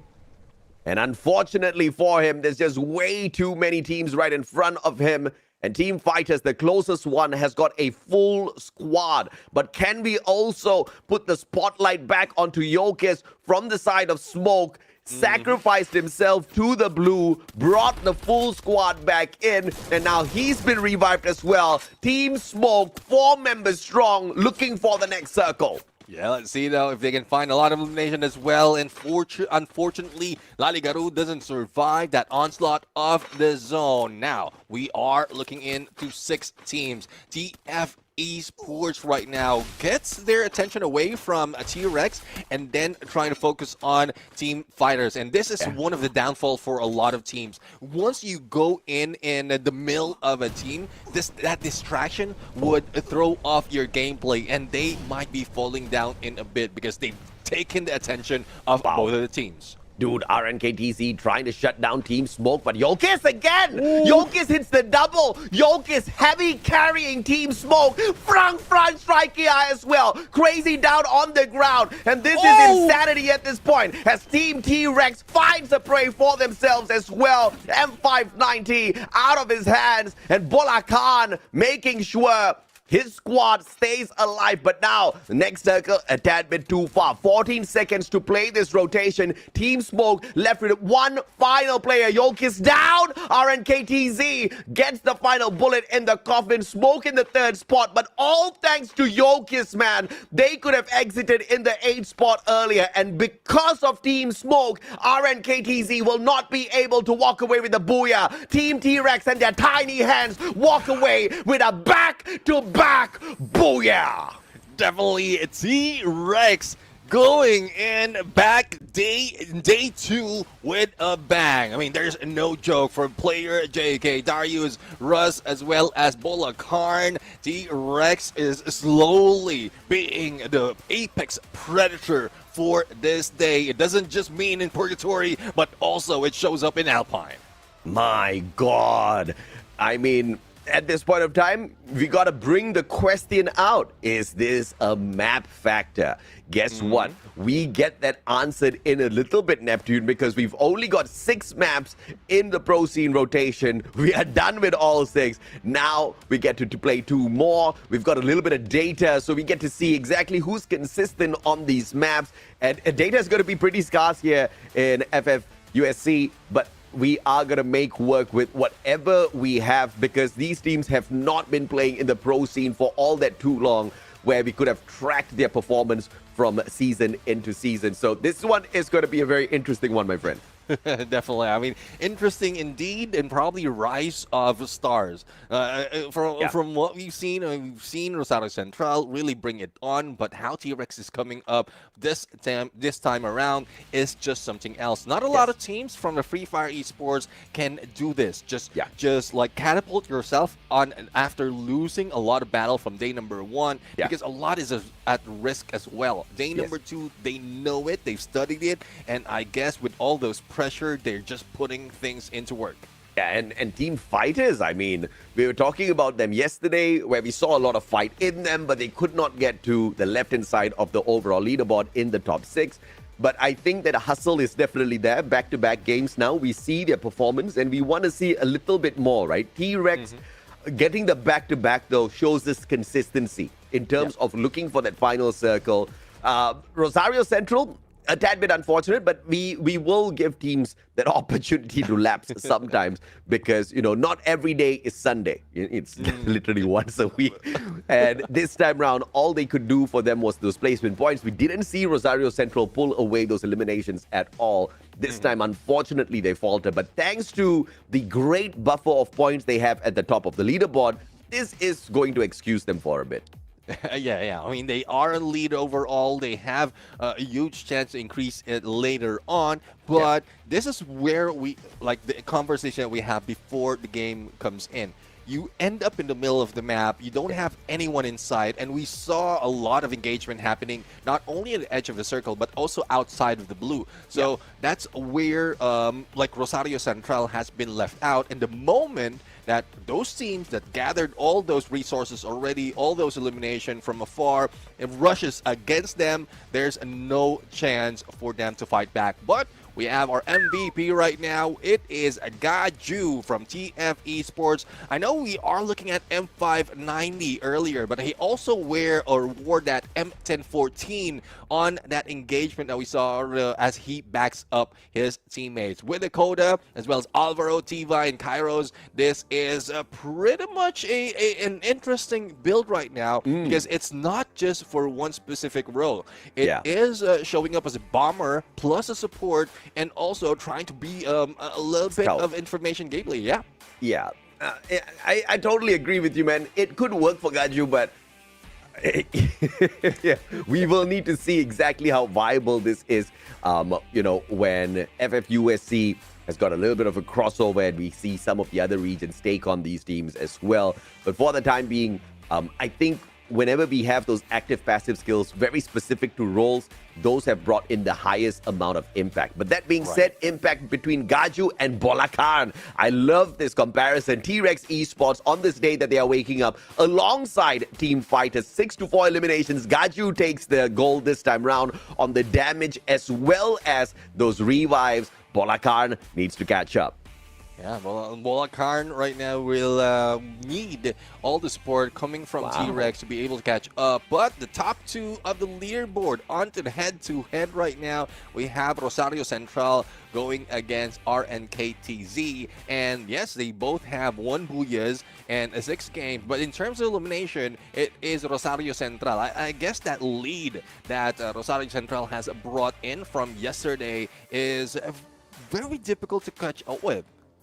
Yeah, I mean, no doubt at all. Rosario Central, I think we can definitely put them as one of the higher tier teams in the competition, because their consistency has been pretty mind-blowing, right? And when you're able to deliver game after game, decent number of points, yes, you can falter sometimes, and then you've got the capability of pulling away massive points as well, then you can definitely be one of the higher ranked squads in here, because the data backs that statement up. But T-Rex trying to get into that sort of a ranking as well. Most number of eliminations in this game, not as impressive as some of the other games that we have seen from the rest of the teams in the competition who have dominated Booyahs.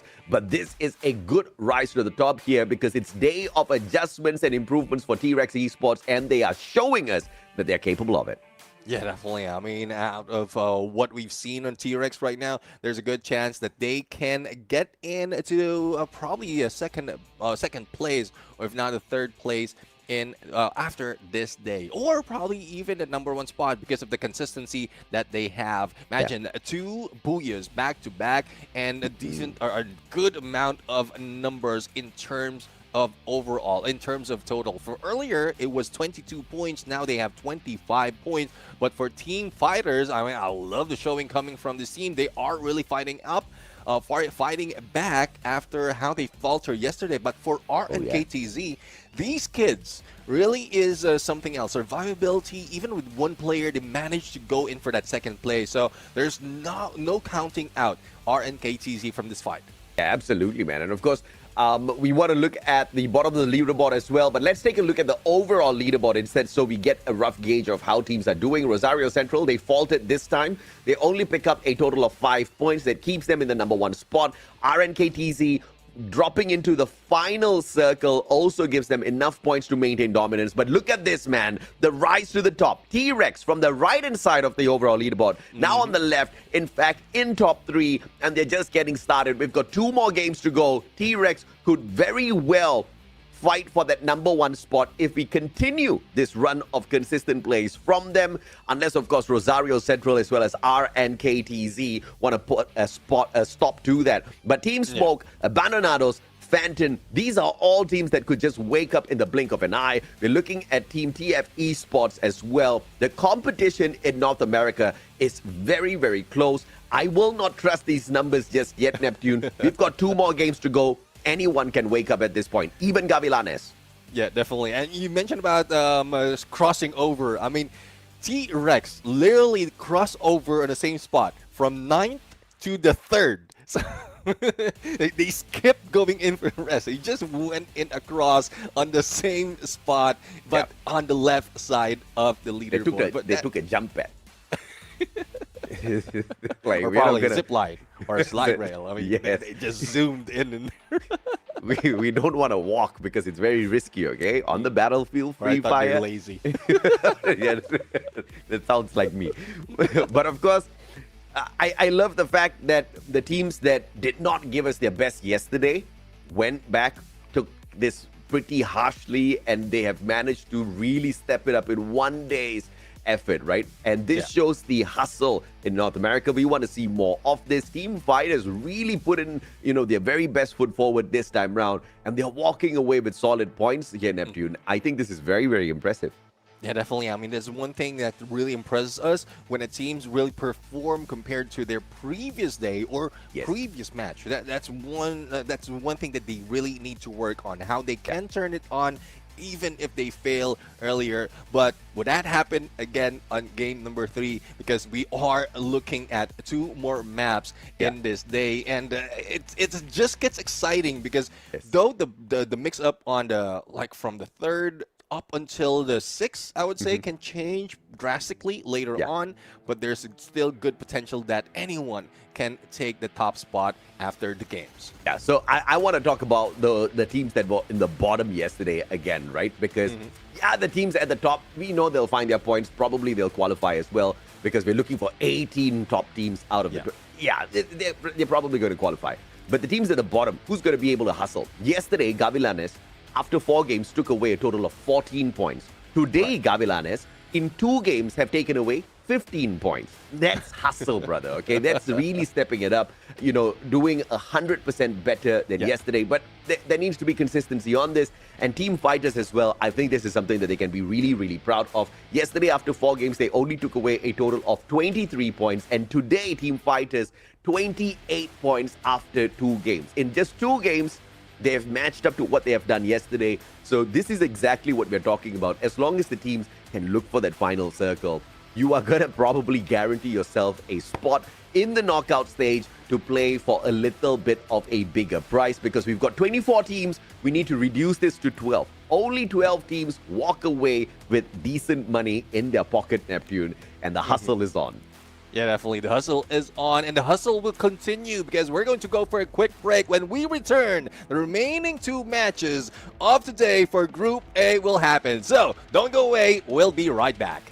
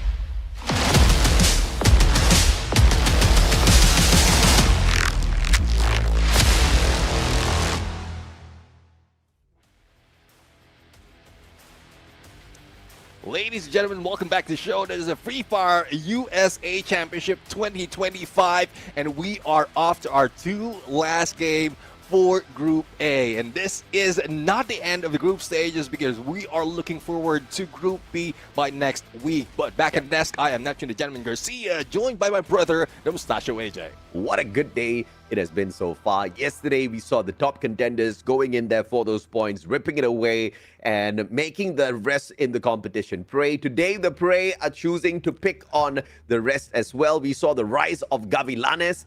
And this is exactly what we wanted to see from the very start of the day as well, right? Team fighters. But of course, BBC News has not been able to bring in any breaking news with the Booyahs just yet. I'm hoping to see it within the next couple of games, Neptune. Yeah, it's tough though because how they're placed right now is on the 11th, and the lead, the Dark Hunters, or the ones above them, is so much. It's 20 points. So they need to double the hustle at this point, but to make sure that also Dark Hunters and Team Fighters will be taken out a little bit early. But as we look at the map schedule right now, the teams that is going in not only for the double the hustle, but also double the booyah is Team T-Rex. Purgatory, Alpine, they grab it, and with the information that they could have gathered from Bermuda and Solara from yesterday, they might be able to do it again.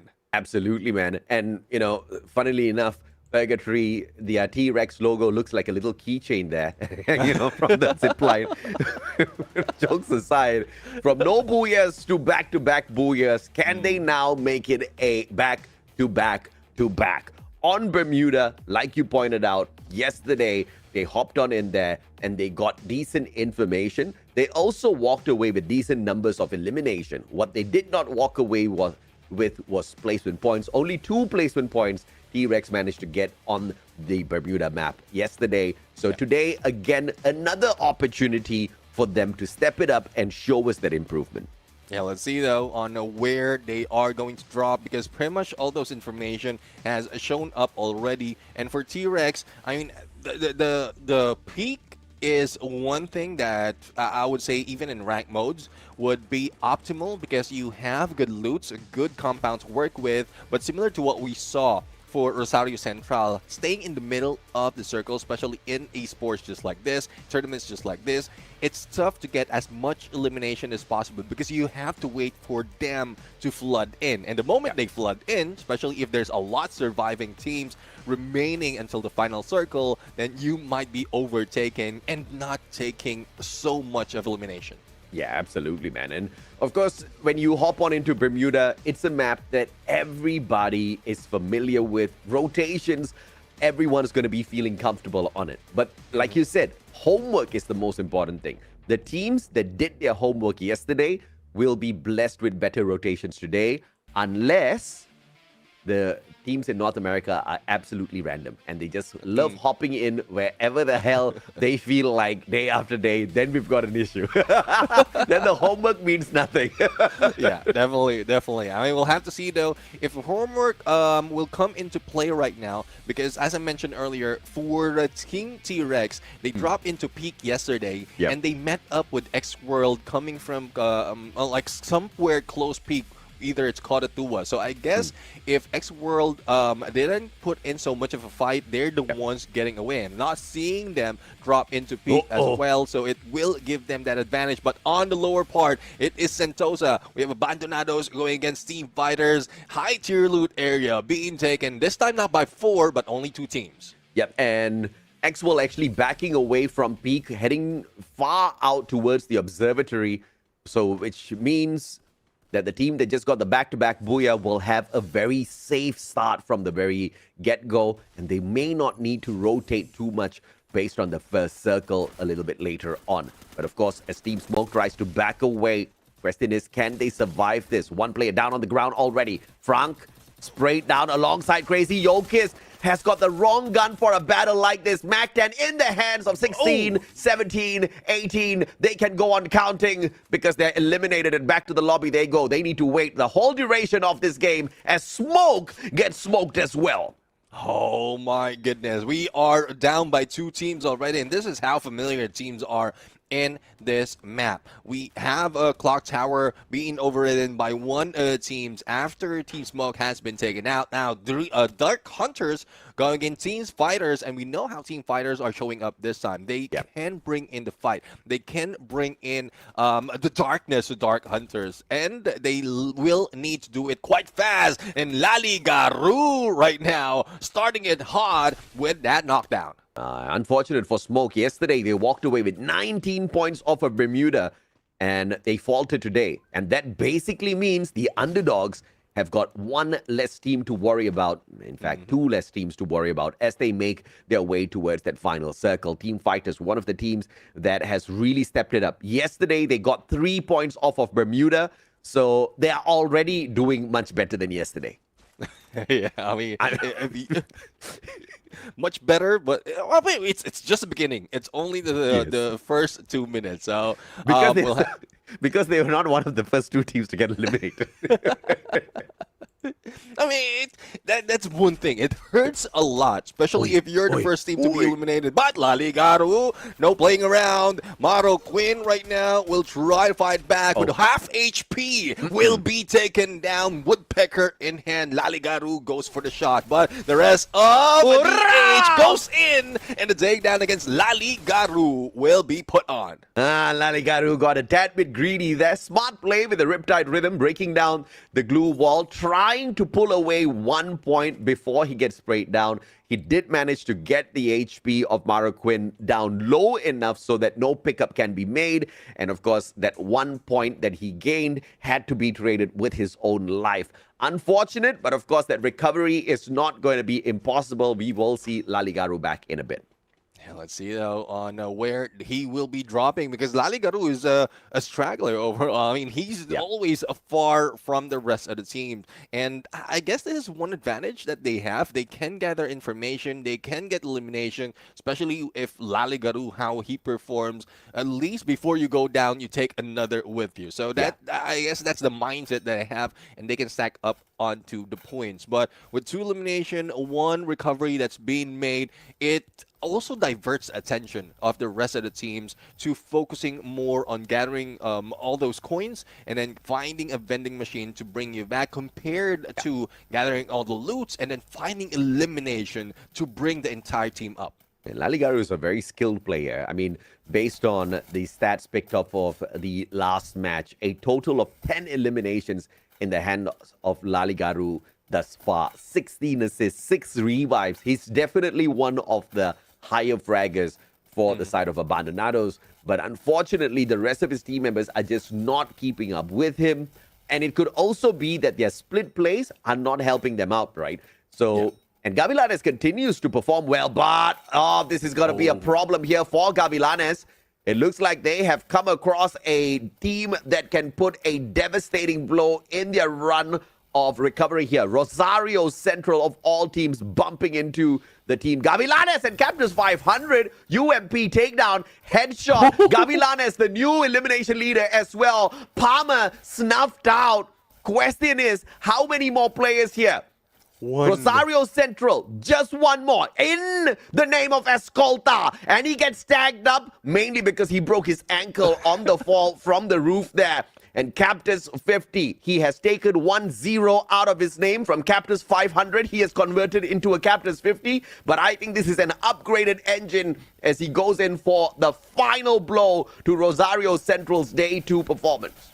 Yeah, let's see though if they can take down his Colta, because you know how it is. Even in the solo, he might be able to get them from afar, but with the cover that he have, he might not be able to get those snipes. BBC News right now, Attack Titan being knocked down, but instantaneously being picked up. Rogado on the flank, being damaged with only a few HP, and a shot from Togs with an SKS from the other side. Rogado needs to be picked up right now, otherwise it will be a very bad disadvantage being taken by Team Phantom to bring them down. Mimic on the backstab. Whoa! And we have Rosario Central being eliminated on the 10th, giving chance for the rest of the teams to take that number 1. Rosario Central down in the dumps, and it's Gavilanes of all squads to get that done, baby. On the way with their recovery play after An unfortunate start here on day one. Gavilanes is showing us that they have got the fight in them. And Escolta actually still managed to get one player with the mini Uzi before getting eliminated. Still dominating the overall leaderboard for the eliminations. Escolta has got the most number of eliminations in the competition thus far off of play days 1 and 2. Very impressive from the player. Yeah, definitely. I mean, Escolta is a name that will definitely not be forgotten in terms of a USA championship. But as we look into the next phase of the circle showing up, it is dead smack in the middle of the previous one. And those in it is Gavilanes, T-Rex, as well as RNKTZ. The world, or X-World rather, will also have them. But the split up by the crews right now can give him that information. But if in case Abandonados plan to go into hangar and northern part, they might be able to take down the remaining player. Yeah, RNKTZ as well as Rosario Central hold the most number of eliminations combined at the top of the leaderboard here for the elimination points. And without Rosario Central in this final circle, it makes such a huge difference. And again, yesterday, Smoke took that number 2 spot on this map. They are out of the Booyah race as well on this Bermuda map. So this is wide open for the taking. Rosario Central yesterday on Bermuda walked away with 12 points. This is such a huge... And guess what, bro? The team that got the Booyah on Bermuda yesterday got eliminated in the 12th spot, all right? So Bermuda today is all new and refreshed. The teams that suffered yesterday with the performance are being blessed with a huge opportunity to get to that final circle now. Yeah, definitely. Let's see, though, if they'll be able to do so right now, because a lot of engagement happening outside of blue is not only damaging, but also could hurt them in terms of survivability. Phantom right now, Oscar being taken down with that MH2B coming from Quinn from afar. But Fabian responds with the AWM, and the pickup is needed for Oscar. And, well, Perverse right now with less HP trying to go for the flank and hiding out in the tree might not give him that advantage. Fabian, the best player on the side of Team Phantom, going in for elimination number 16. Can he find it? Purvis has got the better gun for the CQC. But Fabian will not need to do much because Fabian was just a distraction. Meliodas with a long rotation around. Backstab. Easy takedown. And Phantom once more from this game. Yeah, well, let's see, though, if that is, or which team would be following them, because we are looking at a fight between BBC News and Team Fighters. 2-9 right now jumps in to make sure that we have a full squad going in for the rush, and there goes a takedown against Van Shurogado with an NP40, and also that flash grenade that takes down 2 players. Bobby! What a deep freeze takedown. 2 players down on the ground. Follows it up with a frag grenade as well. Insane stuff from this guy. And now that puts Team Fighters with just 2 more players left on the books. A huge fight there courtesy of BBC. And they do not want to stay by here and check out what happens. Instantaneously rotating, looking for a better position in this next circle. But Mimic and Attack Titan splitting up as they move on forth. I do not know exactly how this guy who just got put into the revive is going to be catching up with him. Beautifully done here as he backs away. And it looks like BBC News about to lose Attack Titan. He's going in for the revival. I don't know if he got the coins as Itzy takes it to him as RNKTZ picks up the first elimination point of Bermuda. Yeah, this is the trouble right now. Staying in the middle of the zone, as I mentioned earlier, RKTZ as being so passive, only getting 1 point, but at least they can find their place in the final circle. Up close and personal was a takedown, though, by Abandonados, and let's see if they'll be able to clear up this from this area of the clock tower. But Team Phantom right now, after surviving the battle earlier, might be going down. It's only 2 players remaining in Abandonados, but Tokes also goes down as he rushes in from that 2nd floor, and Brian finishes them off. And Gavilanes putting up a strong fight, and a full squad revival by Lucky. Gavilanes is still in the battle. at the moment on fire with the most number of eliminations, and Phantom eliminated in the 8th spot, all thanks to Abandonados and Laligaru, who was on that revival flight after taking the split drop from the rest of his team members, is back in it to pick up those solid points. But once again, Gavilanes, final player after a hot start. Lucky. I don't know how he pulled it off. We were not looking at that fight, but a full squad revival. But now Alexis getting shot out of the air. Getting the revivals, one thing. Dropping onto the ground, finding some loot to get back into the fight is a whole other squad activity in total now. Yeah, I mean, well, Gavilanes might not be dropping in a very safe spot, and they are going down one at a time. But as we can see, a lot of build-up on the left side of Bima Sakti, and on the other side, we have T-Rex going against a team of fighters. We saw one takedown being done against T-Rex already, and I guess this really angers the beast out of this team. They really want that booyah, and they don't want one of their players going down before the final circle shows up. Oh, Mimic DMZ could not mimic the nature around him as he tried to run away from RNKTZ. The spray downs just way too easy. Captus 50. His Captus 500 now. Captus 500.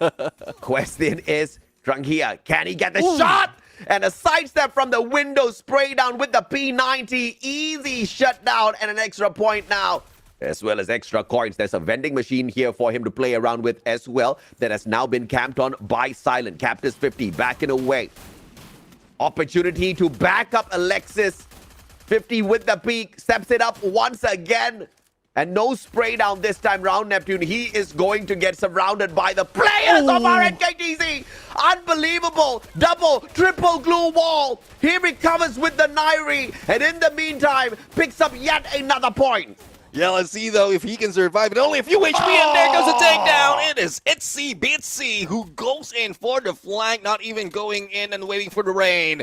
TF Esports being taken down in 7th right now, and we are left with 5 teams remaining. RNKTZ, the last time we saw them, only 1 elimination to them, but they have 7 right now. A good chance that they might be able to grab a buoy, especially with the full squad that they have, but they need to make this work because Abandonados also going for the flank right now. We're seeing on the minimap, though, that T-Rex is only a few. I'm not sure if this is a full squad, but the zone is heading into T-Rex. A possibility of another booyah. What the hell? T-Rex being blessed by the gods of RNG, sending them the next circle. Not a lot of rotations needed. Dude, T-Rexes can run, man. Their arms are short. Their feet is all right. Circle didn't need to do that, but they get the advantage. RNKTZ wrapping all the way around, looking for Abandonados here potentially on the rotation, and Gavilanes still surviving.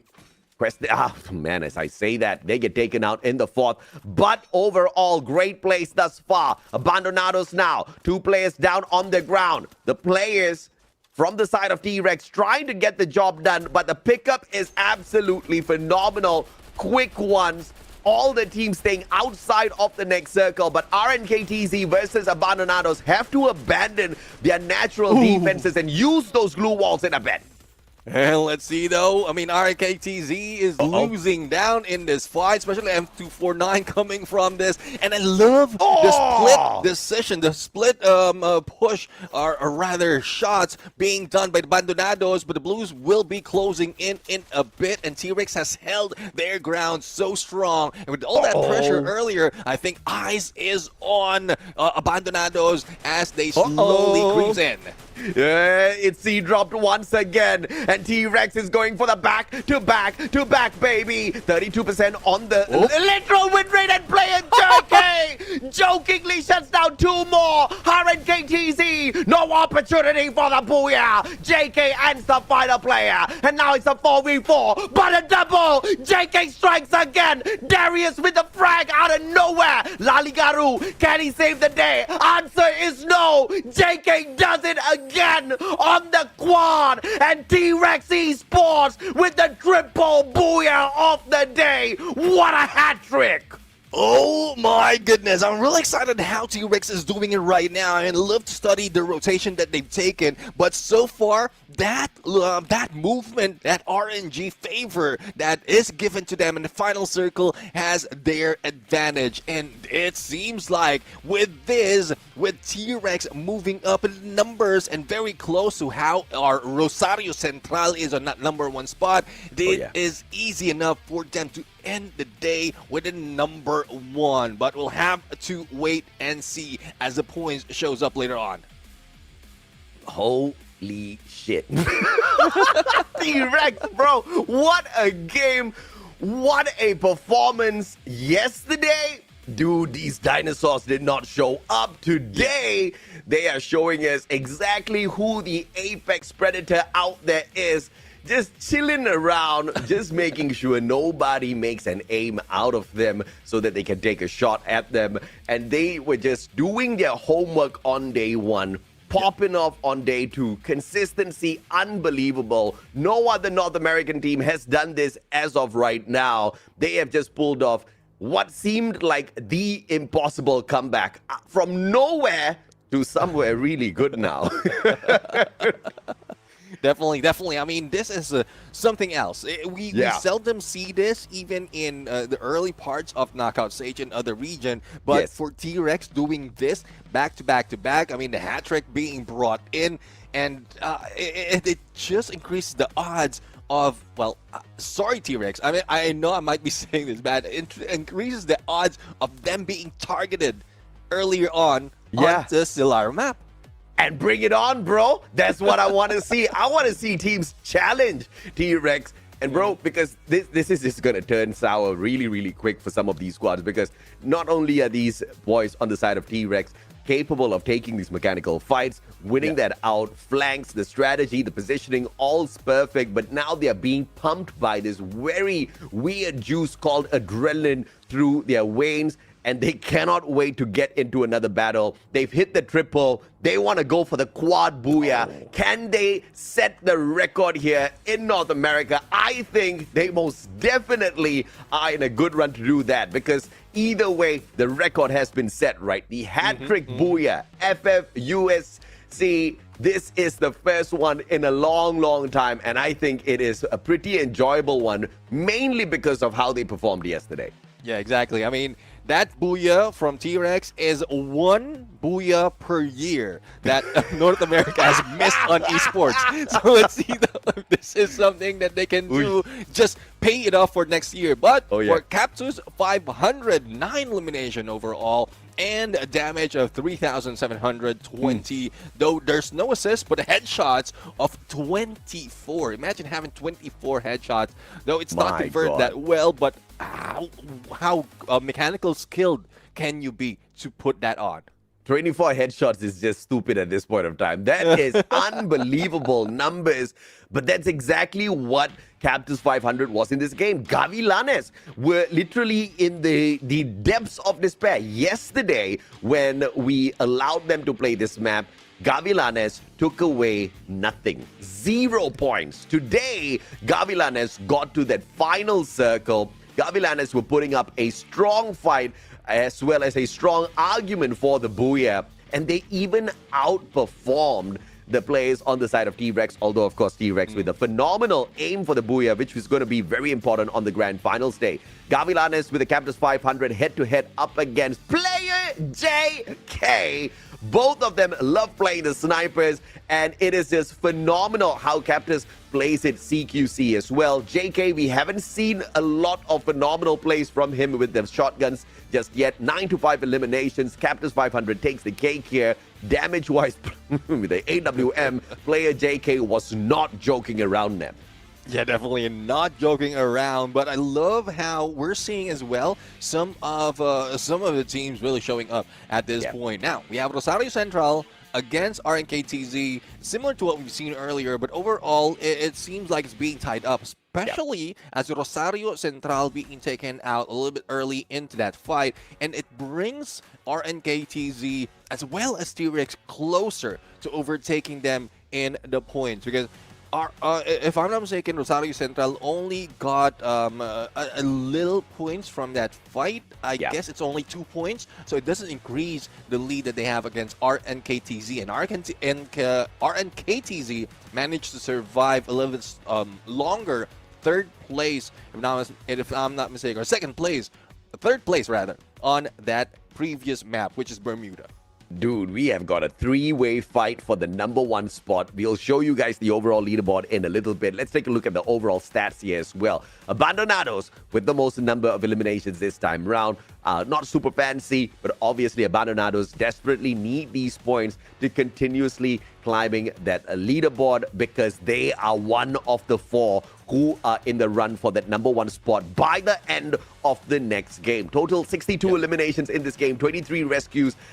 Basic stats. I want the next game. I want to continue the action. This day has just been phenomenal. Can T-Rex get the quad booyah to put North America to rest to show us exactly who the champion is? 22 points here. Abandonados walking away at 19. And Gavilanes with a miraculous 17 points from a phenomenal jump of performance compared to what they did yesterday.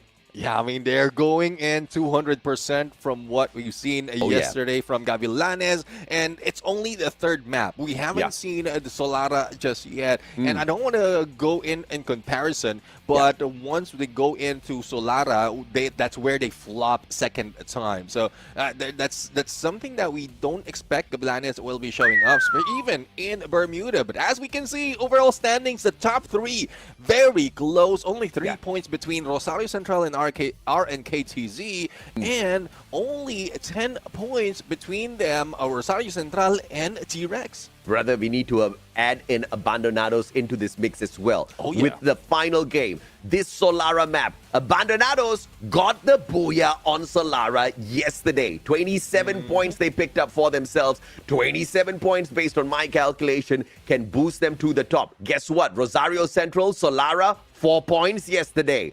By the end of this next game, Abandonados could be in the #1 spot. But like you pointed out, T-Rex, RNKTZ, very close to that #1 spot as well. All they need to do is just give us decent enough performance. Get to that final circle, they're automatically in the fight for that #1 spot.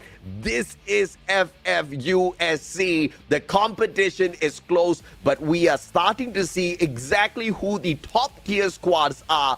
And I cannot believe my eyes. Yesterday, T-Rex showed us potential. Today, T-Rex are showing us domination.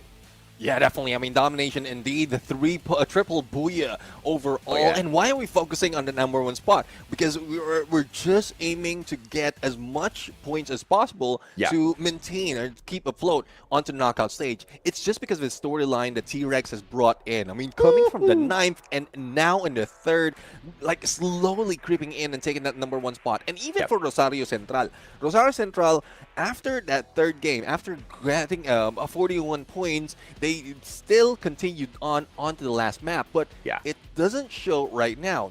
There is at some point one game that they had no elimination. So this up and down that's happening between these two teams, I don't know if it's just the day itself or probably how well the underdogs are performing right now.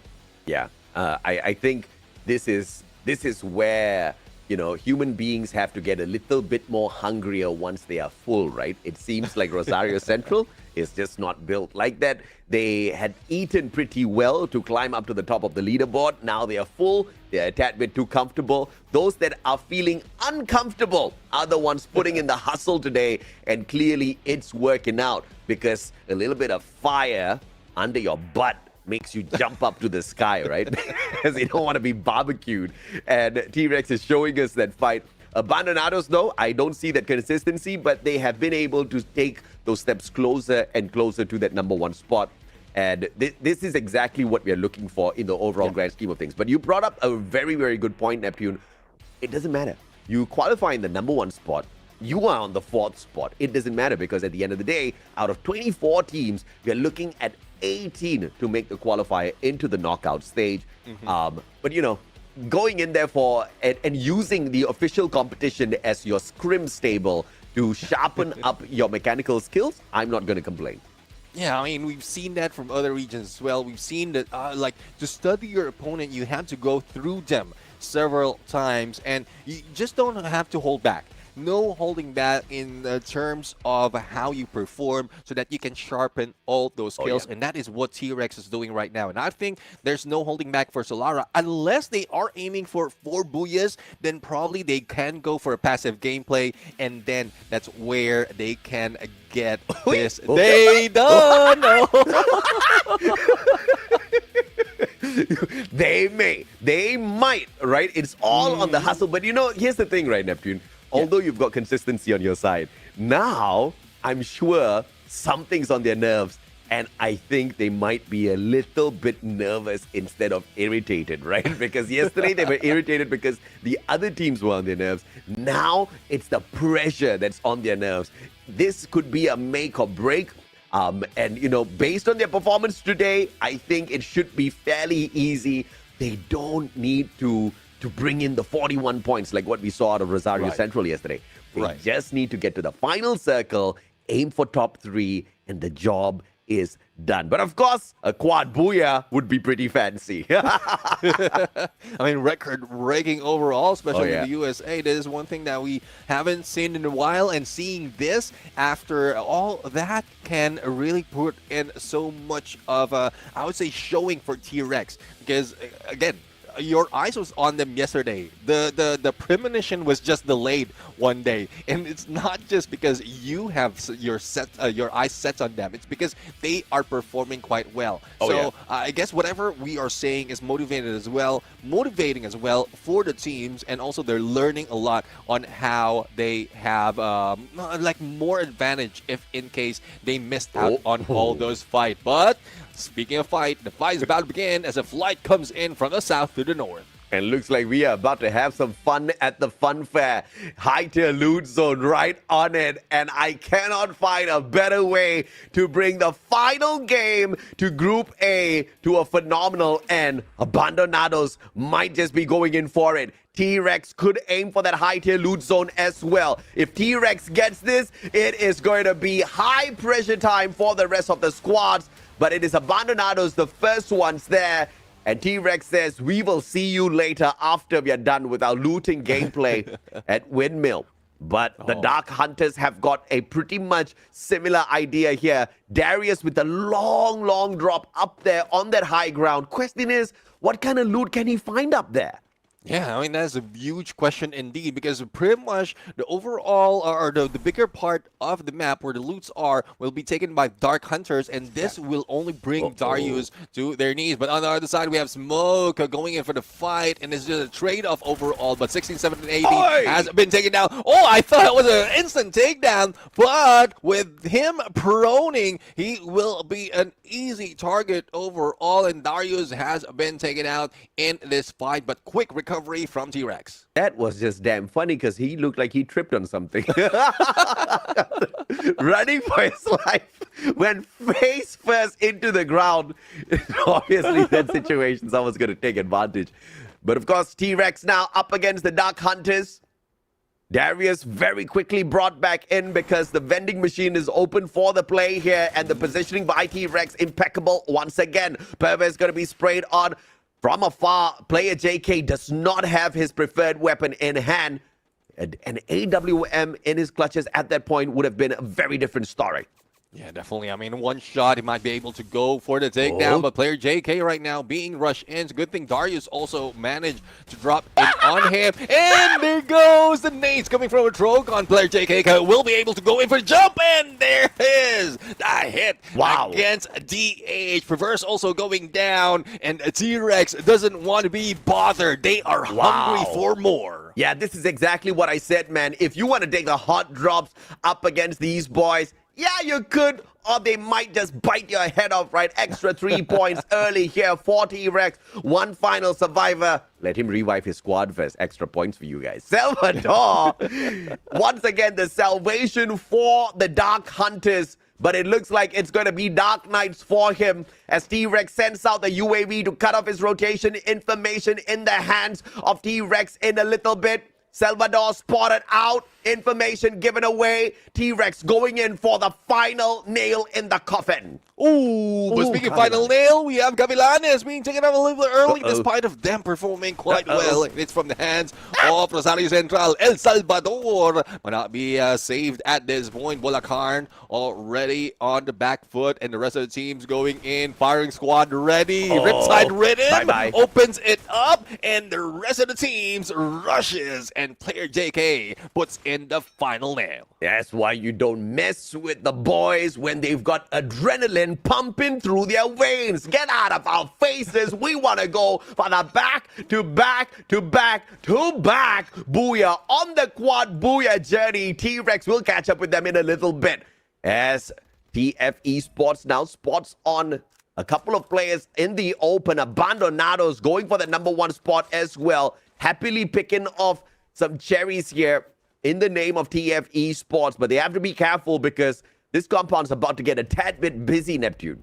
Yeah, I mean, a lot is surrounding them. A lot is already moving in on the other side. But Uriel has been taken down by Gaju. It's not by Abandonados. It is TF Esports. JK right now already on the ground, bleeding out. Mendoza Co. will try to go in. And I'm not sure if it's a vending machine because he only have a chance to revive at least one of their teammates. But if he goes in for that revival platform, it could be a complete team that will be coming back. But Abandonados already on chase, doesn't want to give that opening, and with 3 elimination, Rax right now needs to be brought in. So I guess they have enough to do that. They have enough to pull away and fight another day. Absolutely, and 16, 17, 18 still counting down the numbers here as he tries to find his performance out there. Getting smoked all the way. Frank on the ground as well. Yokis, the survivor, the support player, down on the ground as well, bleeding out. And all they have to depend on is one crazy guy who's broke. Wait, who's broke? Who's broken and about to be taken out? It is crazy right now. And RKTZ will not be holding up and chasing and going in for the chase right now. But one thing though, Smoke is a team that tried to get away from T-Rex from yesterday. And like if it's just Solara, I think T-Rex has less advantage in that, less advantage from that fight, but is the one that Smoke managed to pull away from that drop spot in Windmill. So hopefully Smoke will be able to survive, get a few more points, but going in against Abandonados right now would be a tough start. Idea loot zone. T-Rex conquering as they drop back to see exactly who is in the house. It's Abandonados who have not abandoned this high tier loot zone just yet.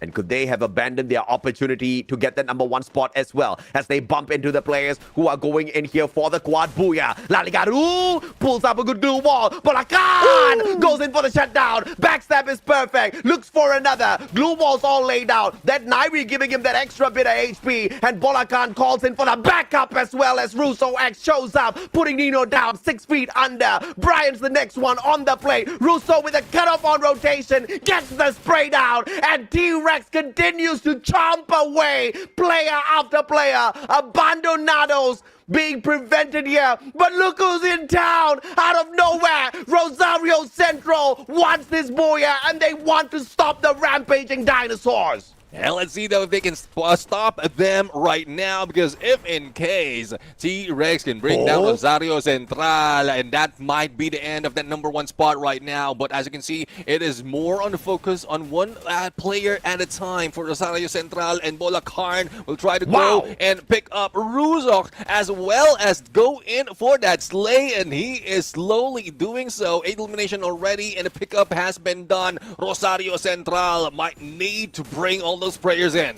Yeah, absolutely, man. Rosario Central, what a cutoff in rotation here. Rosario Central currently in that #1 spot, and T-Rex going for the #1 spot. Rosario Central wants to personally make sure that does not happen, but the top fragger Escolta trying to back away on this revival, as that slide rail gives Escolta a good exit from this competition between them and T-Rex. But 10 eliminations strong, these dinosaurs have not taken a pause at all. Yeah, definitely. And now we have Team Fighters going into the mix. A good chance to increase the numbers in terms of elimination for T-Rex, but they will also need to deal with them to be able to get in onto the other side. There goes a takedown by Darius with an F249, and there's no slowing down for the dinosaurs at this point. Going for the flank, going in through that wall, and probably goes for the snipe as well, especially with player JK on the far end. Absolutely, and now 11th elimination, and Team Fighters have got no fight up against these dinosaurs as well. Bowie, one final nail in the coffin. He tries to put towards T-Rex, but gets denied. The pickup is instantaneous. Russo X back up on his feet. Team Fighters now abandoning this battle. But TF Esports has got one final opportunity here, but straight down by player JK. T-Rex ain't joking around at all. 13 eliminations strong. They are going in for the quad booyah, and it looks like nobody is able to stop them. Make that 14. Make that 14 elimination overall. It's not over just yet. We still have 9 teams remaining, so they have to face a possibility of 8 teams. Abandonado is back in play. Not quite sure if this is something that they were looking for or they were just passing by, but Laligaru might be in trouble, and he goes down from the hands of Bolakarn. Right now, there's no U-turn for you. You just have to go and drive away and say bye-bye. Brian right now, at only a few HP, but still managed to survive. And I was a little bit worried for Brian, but not so much. Even Nino goes down. Dude, you got out of the pan, not out of the fire just yet. Player JK ain't joking around. They are going for it. 17 elimination points. Your number 1 team from Group A is none other than T-Rex, just with the gameplay of day 2. And now the launch pad gonna throw them straight into position for this next circle. Potentially up against TF Esports on their way in towards the next zone as well. So many teams have escaped the total wipeout by T-Rex, but it doesn't matter because this is farming time on those points, and Abandonado's about to get a literal denial on the number 1 spot as TF will find them, and the fighters will bring the fight to Abandonados to stop these ninjas. Yeah, I mean, the ninjas will be cut down, and I know you don't see ninjas that much, but the Abandonados has abandoned their clan and now didn't show up that in this fight. But for Team Fighters right now, 3 elimination overall, still have 8 teams remaining in this battle, and we'll see though, because they are not doing quite well even from yesterday, and now is the only time that they're showing up. So a lot of motivation is happening, and for Rosario Central still being hunted, and probably it's because they split when they drop in coming from the revive. GG, bro. T-Rex is not going in here for the record freaking setting quad booyah only. They are going in here to break the record of Rosario Central. 41 points. Jose, you've got nothing on the dinosaurs, T-Rex want to say. But of course, we got to check it out if or not they get to that final circle very, very safely. As this is the craziness of this crazy lobby. The teams just refuse to go down. Rosario Central on that full team revival still this late into this lobby, Neptune. Yeah, let's see though what else they can get at this point. They are just adding up salt to the wound right here. It is just them giving so much potential of points from the other team, especially for T-Rex. But unless they find a good spot and good loots as well, they might be able to fight back and bring themselves into this game. RKTZ being passive, but being passive doesn't mean they don't get elimination. They got 9 already on the plate. And the next target would be BBC News as well as T-Rex on the other side. So if they know that it is T-Rex, they might not be able to go, or they might not be engaging them, or probably take advantage of the height so that they can at least dwindle their numbers. Yeah, the only breaking news BBC News is bringing to us is the fact that the T-Rex are still rampaging. X-World now taking on Team Fighters. Fighters dealing with the circle as well. And X-World actually putting Team Fighters 6 feet under as they pick up their 2 fallen brothers as well. Full squad on. X-Wall still has got the fight in them, but the next contender will be Rosario Central as they try to make their way across to the next circle. And guess who's waiting for them? The final boss, T-Rex.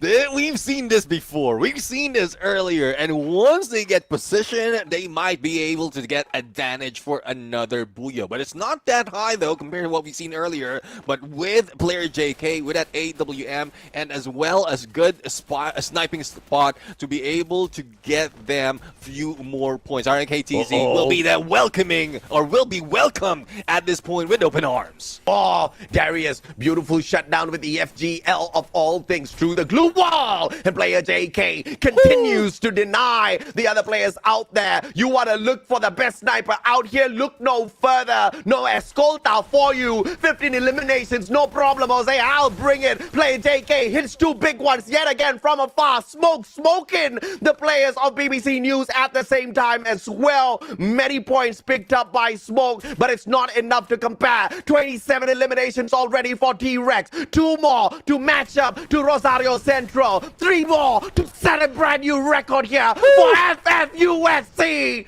And 3 more teams left in here for T-Rex to chomp away at. The 2 opponents have got nothing on them. But crazily enough, Rosario Central have recovered and are coming for the heads of the dinosaurs. Yeah, let's see though if Escolta can fight back against player JK, because he managed to pull away against them. But here comes from the slide rails. But they didn't take down player JK just yet. And let's see if there's something that they will be able to confirm at this point, denying them of adding more of those from the 30 that T-Rex has gathered already. JK needs 2 more eliminations to break the record of Escolta. Can he do it on the 14th elimination now? Give it to JK Bolacan! M590 for the finisher. Player JK looking for the final one.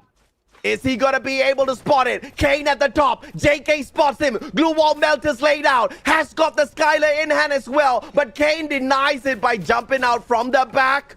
Bolacan going in for the shutdown to deny JK. Kane finds Darius. Kane takes down Bolacan. Kane doing the impossible now as Russo X drops by, and JK 15 eliminations. Unbelievable quad booyah by T-Rex Esports. Oh my goodness, a team that we didn't expect to really show up for this day. Not only showed up, but managed to go across the board in terms of Booyah. We're talking about Rusak, we're talking about Darius, we're talking about player JK. And this is just a good play indeed. Good motivation for the teams, especially on those in Group B, but also a threat in terms of this competition. This is what I live for.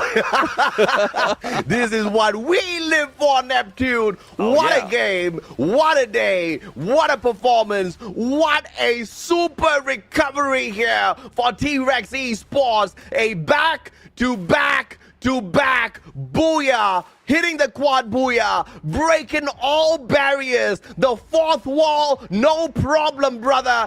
And they do manage to break 2 of the record set here by Rosario Central. Most number of booyahs, most number of booyahs in a day, most number of points on a booyah. I can keep on going. And Escolta, he's got a great contender here for the best sniper out there. Player JK taking down the final player. Had to use a mini Uzi, but it was a CQC. We'll forgive him for that one. Definitely. I mean, it's tough to go in AWM, especially up close and personal, especially with Kane already bringing down 2 of teammates. So he's not risking that. But how T-Rex went in and fought for today. And one thing that I would like to point out is player JK managed to hold off that specific spot against Team Smoke while the rest of the teams are busy on the other side, and that's how tough player JK is. Wow. Y'all are lucky this is a children's broadcast, all right? This is a child-friendly broadcast because the words that are waiting to come out of my mouth. A phenomenal performance from the teams out here at FFUSC.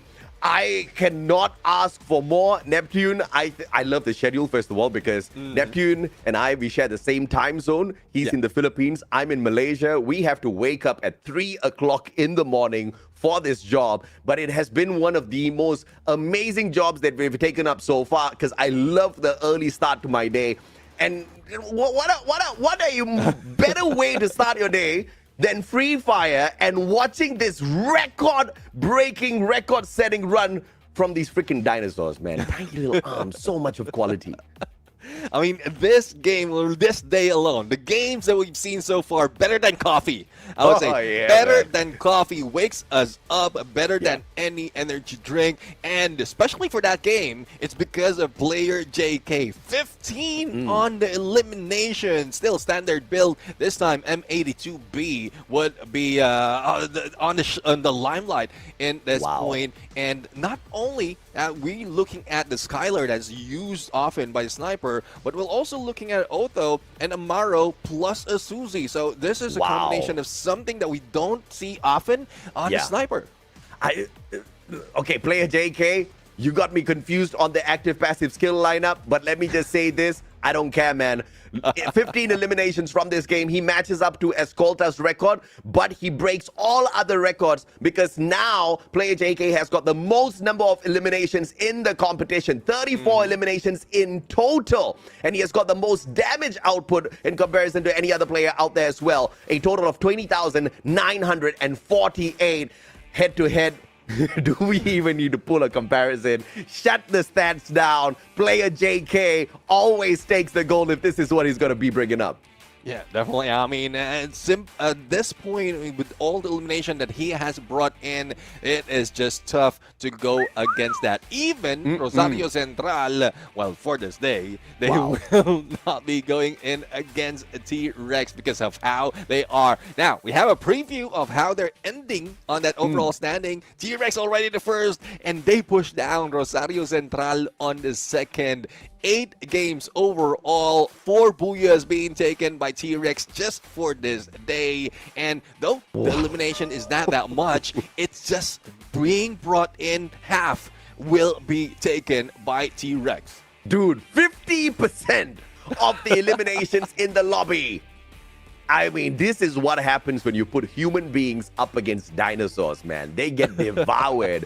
And with just this one day's performance, they have managed to outperform Rosario Central overall from 2 days of average performance, right? And this is off of 1 day's effort.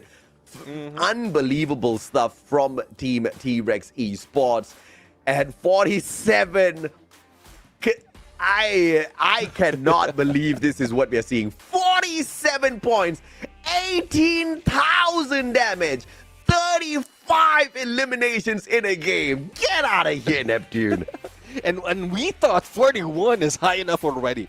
41 from yesterday coming from Rosario Central. 47 is just absolutely ridiculous. This is T-Rex, and with this alone, like not only with the quadruple booyah, but with this record-breaking total points, they're not just predators. They are the apex predators.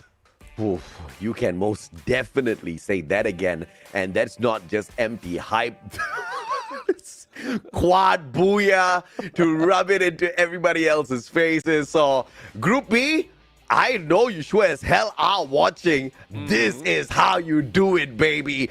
Just with 1 day's performance from the 9th spot to the number 1 spot. And there ain't nothing anybody else in Group A can do about it, because we are done with the matches for Group A. Yeah, definitely. I mean, the last game, the last match, not even a booyah being given to the rest of the teams. T-Rex takes it all, and that is how they jump into the number 1 spot. Now, again, this is just a measure of how many points you can get, as well as if that point can lead up to you being in the top 18. So that's one thing that they need to prove. But for T-Rex right now, I'm pretty sure with this performance, every game, no one, unless someone is bold enough, but no one will be hot dropping them, especially on how they got all those points. Absolutely, man. And what a phenomenal and T-Rex Esports has given us here for day 2 as well as week 1 overall for the competition. FFUSC has been phenomenal. If this is what we are getting served up after 3 years, my goodness me, I am so glad we waited this long because these players are serving it up hot, Neptune. Yeah, definitely. I mean, there's a lot of potential that is showing up right now, but it's just in the United States that's where it's being built up. So hopefully these teams that we've seen, especially from Rosario Central, we have T-Rex as well as RNKTZ, this just serves as a motivation because after this competition, I'm pretty sure with the performance that we are being shown right now, a lot will be happening as well as like being included in the World Series, going against the other teams, the other regions right here. I'm pretty sure this is something that they are looking forward to. So I want to see more out of this team, especially in Group A, but I don't think we will see them pretty soon. I'm not being ghosted by AJ right now. There's a little bit of thing happen, but I'm very happy on how it ended up for Group A. Pretty much the top 3 will be secured right now because of that performance, and we just have to look at Group B to be able to gauge if they have what it takes to go against these tough dogs. But well, I know I am going solo right now, but this is the end of a day number 2 of the group stage, and AJ is back right now just in time to say goodbye. But then again, player JK headshotted me, bro. I'm well, this now too. I don't know what to do with these boys. Yeah, I mean, they want everyone taken down. But thank you for holding the fort, Neptune. Ladies and gentlemen, boys and girls, survivors of all ages, that brings us to the end of week 1. Next week, same place, same time, we see exactly what Group B has got in store for us. This is not the end of the FFUSC. This is just the start. We'll see you guys there next week.